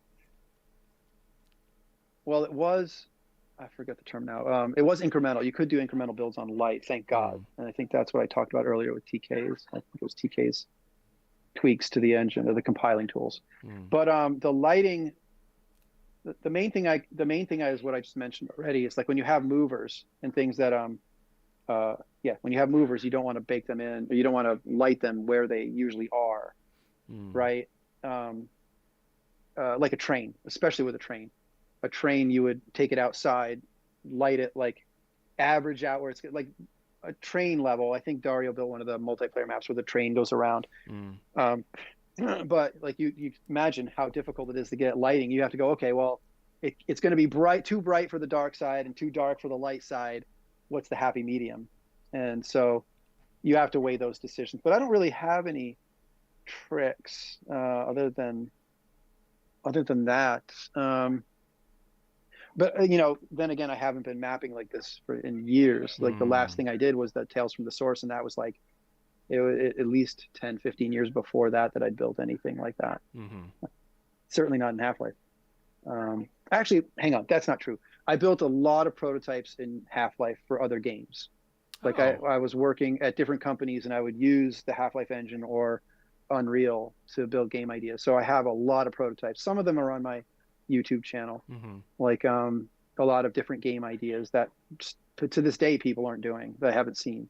And so I like the idea that maybe someday I'll get to build those and build that kind of story out. But whenever time permits, that would be the hard thing.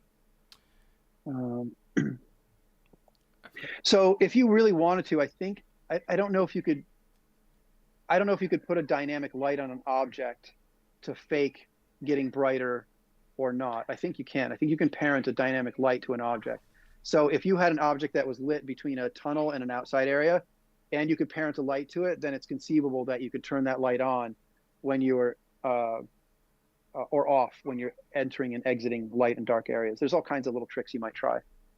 But the technology today should be able to handle that better than, I've got a question here from Dad. In a preview of Half-Life from 1997, there was a mention of an alien monster that the author of the preview would only refer to as Lamp. I'm not sure what this was in reference to. However, it was stated to be the most gruesome monster seen in the game. Does Brett have any idea what this is? I don't. The most gruesome thing I'd ever seen in the game, we didn't ship with. And it's in line with, it's one of the reasons I made that screenshot that I showed earlier with all the blood scientists. It's because there was a model of one of the grunts with just his lower jaw and his tongue. And I was like, I'm like, we should raise this flag and see if we want to go this route. And it was just too much for me anyway. I am not a fan of violent games, by the way. I know that sounds so strange, but I'm not a fan of violent military type games. I might play them, but I don't, for different reasons, for like research or sometimes they're just crafted really well. Like, Call of Duty, some of the brilliant design there and a lot of intricate detail. But like for me, I'm not like a violent kind of guy. Let's see. But no, I don't know about that. That's Lamp. Do you have a pick? Oh, no, not at all. Lamprey. Mr. Friendly. Yeah, I know about that one. There's a model for it. But I don't know about Lamprey. Not that that comes to mind. But who knows with Ted? I mean, Ted is where a lot of that stuff comes from. It's like he turned me on to a lot of good reference material. He had, I got a lot of creative ideas and energy from Ted. And I think we all did from each other, but that, a lot from Ted for sure. From day one. I mean, as soon as I saw his stuff, I'm like, holy shit, this guy. Yeah. And the ideas, it's just never ending. And so for me, it was like a bit of a challenge, right? You got guys like this. It's like, how do I compete, or not compete, but how do I how do I stay, Right. how do I stay up to pace with these guys? And then, and then everybody's elevated, and all of a sudden, hey, you're actually really good at what you do. And people acknowledge you that way. It's like, wow, all I did was try to catch him. Let's see. Sorry, I'm reading the questions too. Does anything stick out to you? Yeah, Chum Toad. Do you remember anything about Chub Toad? The Chub Toad, I thought was the Chum Toad was it was that thing he was carrying with the eye on it, right? Yeah. In what you were just playing. Are you asking about its function? Yeah. No, I don't remember. I'm guessing it's probably more like a grenade, like a sticky grenade thing. Oh, okay. If I remember anything at all, that'd be my guess. Yeah, he's a purple little one-eyed frog dude. My buddy Reno's asking, with the experience you have now, have you ever thought about going back to some of your early ideas and remaking or updating them using newly learned skills? Yeah, well, that's kind of what I was talking about before. Like the whole Tales from the Source is an idea I had back in 2005. I started prototyping for a completely different game idea. A game I'd still like to make. But the Tales from the Source stuff seemed more approachable because the idea was that you're just taking different parts of the Half-Life universe, like in different accounts of maybe not even the same events, but like a day in the life. A day in the life of someone on the outskirts of it, right? We only see the main characters, right? Right. Mainly. And so, but where's the rest of the world? What are they doing? And I think there's a lot of opportunity for some very bizarre interactions. But also the mechanics that I've been working with too, I haven't seen anybody use, like the bots, the remote bot, where I can flip a switch and control a bot in the Source engine. I've been doing that since 2005, and it works really well. You can mount things. I don't know if you guys seen that stuff on my YouTube channel, but you can mount guns to it. You can mount weapons to it. So you'd think like, okay, maybe there was a tinkerer in the Half-Life world who built stuff like this to survive on his own out, against the Combine or something. But like even little things like the crowbar, I've got it to where you got to be careful because you can crash the engine this way, but you can use the crowbar to jam it into things and make things stop. I can use the crowbar to pin two things together. If I have a cable with a hook on it or an eyelet and an elevator with a hoop, I can put my crowbar and jam it in there and then it'll pick it up, right? And if I pull the crowbar out, it goes crashing down. So there's all kinds of crowbar interactions that you can do that I haven't seen anybody do, and they work. There's a lot of cool mechanics that you can do in that engine. You just be creative about it, and I would like to go back and flesh them out. When I'm going to be editing this tomorrow for YouTube, I'll put the YouTube video like when you're talking about it so that people can see what you're talking about. I'm going to share my screen again. We got a question about one of these old screenshots that they use for reference. So they have this screenshot here. Can you see that? Yeah. Hound eye? Hound eye in this little room. So the question is, in the photos Brett was showing, there was another angle of this specific area. We have absolutely no information on this map. Yeah, it's just a room. It's just a big room. The silo would be in the center. The missile silo would be in the center of this. Yeah, I built this. That's the forklift in the background. You'd be surprised how much of a pain in the ass it is to tilt that much geometry on its side without having it destroy your compile. Right. But I guess I'm going to have to wrap up. I think my my ear pods are run out of juice here. Let me see. Hang on, let me check. Oh no, I think they're. I probably get a little more time on them. They're losing their charge. Okay. But yeah, anyway, I built that, and you can get up on the upper side of it, on the roof, on the ceiling, and run around in the trim and look down. In that, there might be footage about that, like that somewhere. But it's just a room. It's just a big room. You can see the lights. I tend to stick them over the doors like that because it's cheap, and easy. And in multiplayer, you can hang out on top of them. That's why you see them in Stockyard like that. But yeah.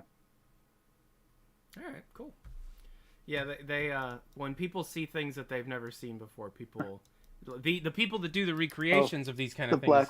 the Black Mesa shirt. Oh, right. Yeah, look at that. Someone commented on it. Yeah, my YouTube is Gravel Jaw, I think. Yeah, I think that's it. I haven't been on there in a while. Yeah. Leaving Valve to go make other games. So after I shipped Half-Life 1, I worked on Team Fortress Classic. Mm-hmm. And then I worked on things that I had ideas for Team Fortress 2. And that was a big tough one because it wouldn't come out for many years later. Mm-hmm. And the idea was I actually built a prototype for it. You could, have two bases, which is one idea for a map. You have two bases with trains connecting them and resources, and you gather resources, you bring them back to your base. You try to go and steal scientists to bring back to your base, and they can increase your production, and then you could upgrade weapons and things like that, and then go take out the other person's base. So that's kind of how I saw TF2 in 1998, early 99. But we weren't sure which direction we wanted to go with it. It was still like, I think, Brothers in Arms, and it went through a bunch of different concepts. So, and when I looked around at that, the message was we're going to ship Half-Life 2 in 2002. And, for me, I was like, I don't know. For me, I was burnt, to be quite honest. I was baked. I was burnt out, and I didn't even know if I wanted to do games anymore. Oh, but then when I came back around, it's like, okay, I want to do games, but I want to be a well-rounded designer. I want to work on a lot of different things, and RPGs are my favorite. So it was quite natural for me to just walk 200 yards down the street and start working with Chris on Dungeon Siege, or what would become Dungeon Siege. It wasn't Dungeon Siege yet. I have not played Alex. I need to. It's very good. It's very good. At one point after you left, they had resource gathering in TF2 with choppers carrying resources back to your base, so not far off what they ended up trying. Oh, wow, really? Yeah. Did that? How do you know that? Well, where's that coming from? Source code of Invasion leaked, which was the first iteration of TF2 on Source Engine. Wow. Yeah. Hey, that's good. I feel good about that. Yeah, maybe might have had something to do with it. Who knows? But yeah, there's a lot going on for me. So what happened was that a lot of people were taking a break and unwinding, and I was just going. Mm-hmm. And I didn't know any better. But that's a sign of burnout right there. If you can't let your foot off the gas. And I just didn't know. And in fact, I wouldn't know that for a long time. That's what happens. But anyway. All right, cool, man. I did see the Black Mesa. It's awesome.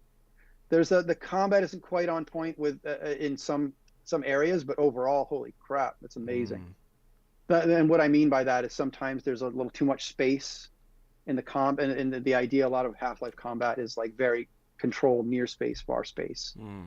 Is more, I think, more composed. And when they decided to alter some of the spaces, like the ranges got a little bit out of control, and very few areas that I'd seen. But who cares? The overall effect of it is quite overwhelming. For me, it was like, what? It's brilliant. So glad they did it. Mr. Johnson, my wife is calling me right now, so yeah. let's wrap this here. I really appreciate your time, man. This has been super fun. I hope to be able to talk to you again later down the road, catch up on what's going on. We could probably take a look at TFC or something, because you had a lot to do with that, but that's for a later day down the road. Sure. Anywho, Mr. Johnson, good stuff. Thank you very much. I hope you have a good rest of your evening.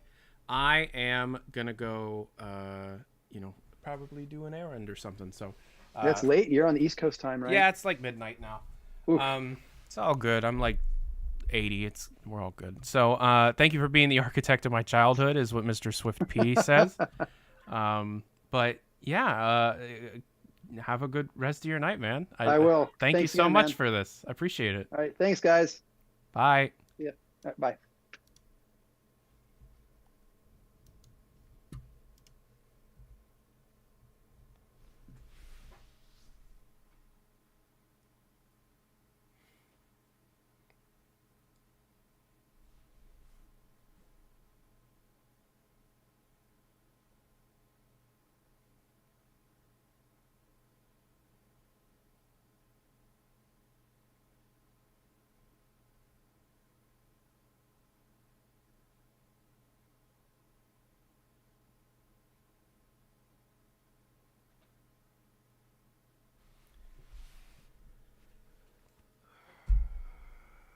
Okay.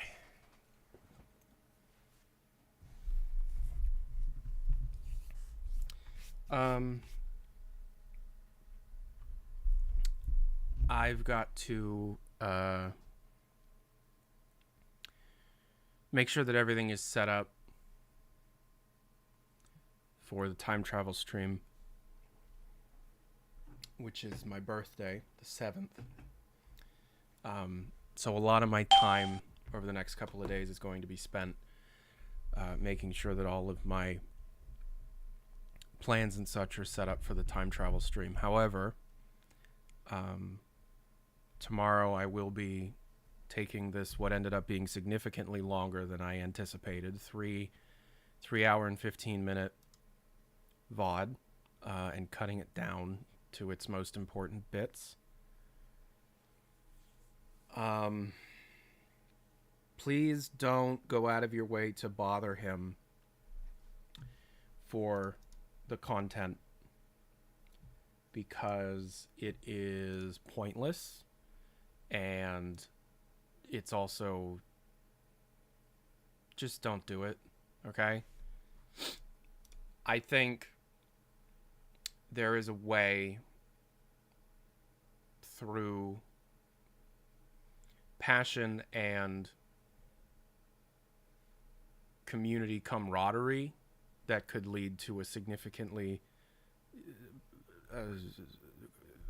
good outcome, but being the kind of people that the beta community is known for being is just gonna fuck everything up. Okay? So this is your warning. Don't fuck this up for us. I already know a couple of people in our community off the top of my head that are going to try and, like, find his fucking home address and send a letter. Just leave him alone. The fact that he just, like, whipped out these screenshots from 97 is, like, I'm gonna be real, I spent the majority of that time almost about to have a panic attack.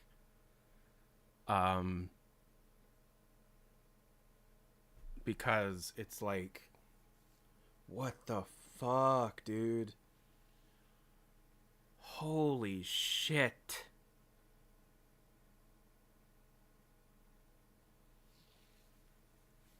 Like, I just thought we were gonna, like look at the mod and be like, yeah, that's right, yeah, that's not right. But he was just like, hey, can you share your screen? I didn't know that was going to happen. I had no idea. So, no, Valve Legal won't give a fucking shit about that at all. Are you kidding? No, not at all.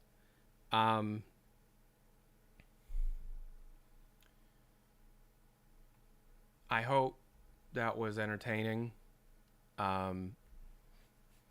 He and I had been talking about doing this for like 2 years, on and off. And I'm glad that we were able to pull this off, you know. I'm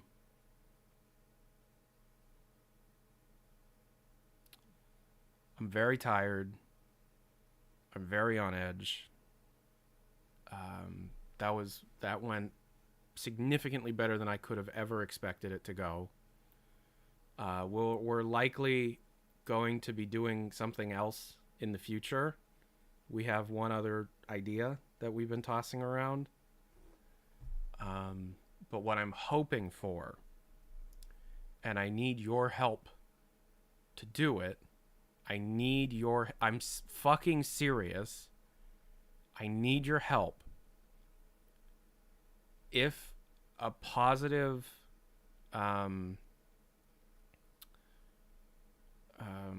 I'm so tired. If a positive and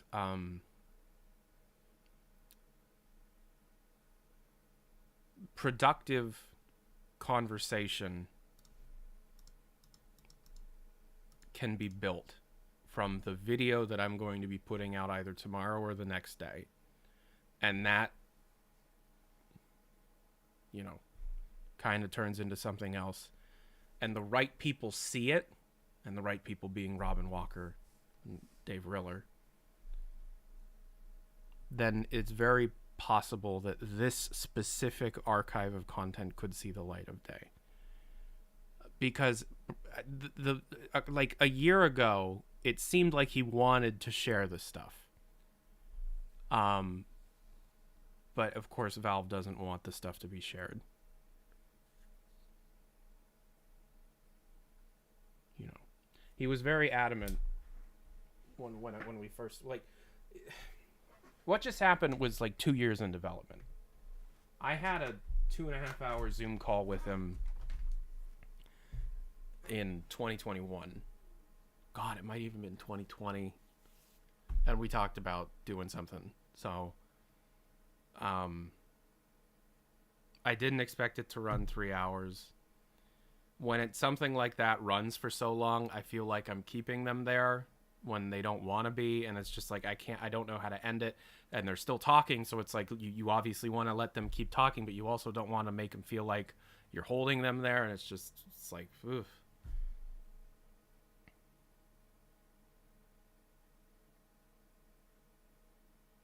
Not just, quote, oh, we want more content, please give more, but the deeper discussion, the real archivalist high-level thinking, the actual passion and the reason can totally be communicated through the interviewer.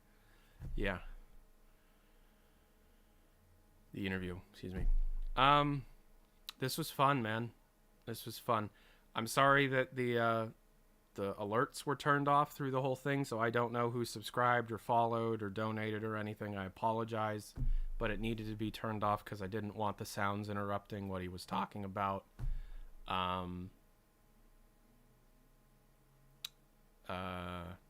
And yeah, so yeah. Thanks. I want to thank Magic Nipples and the You Are Dead and Sergeant Headcrab for helping me out a little bit here and helping me rein in the questions and the gameplay and stuff, because this was all kind of happening at the seat of my pants because it went off script almost immediately when those fucking screenshots came out and my brain shut off. So I think you could probably look at the VOD. As soon as the screenshots came out, I just died. I was just, what the... Like, people, like, you know, we all have our disagreements. We all sometimes think I'm an idiot, but I think we can all agree.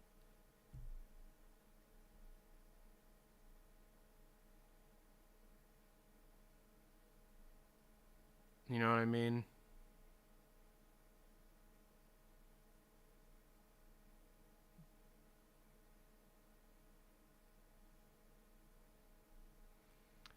Anywho, I gotta keep working my ass off because I'm about to lose my health insurance. So, I'm gonna go to bed. I'm gonna wake up. I'm gonna start the edit, but I might not finish the edit because I've got like 3 hours of stuff to go through.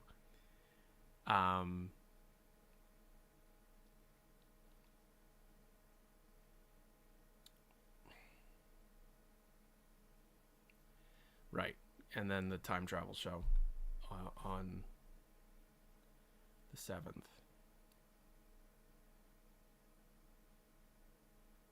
Which I guess is a Wednesday, right?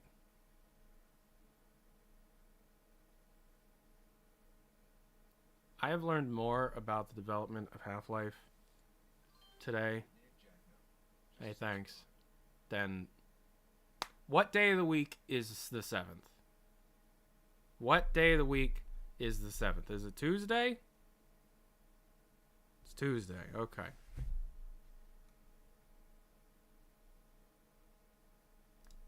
Okay, so time travel show is Tuesday at something p.m. Eastern Standard Time.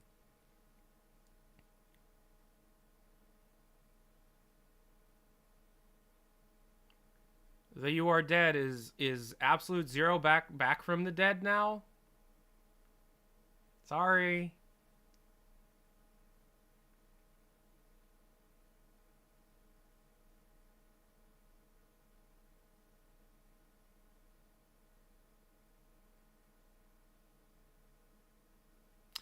The stream VOD's going up on my archive, yeah. Just when I thought I was out, they pulled me back in. God.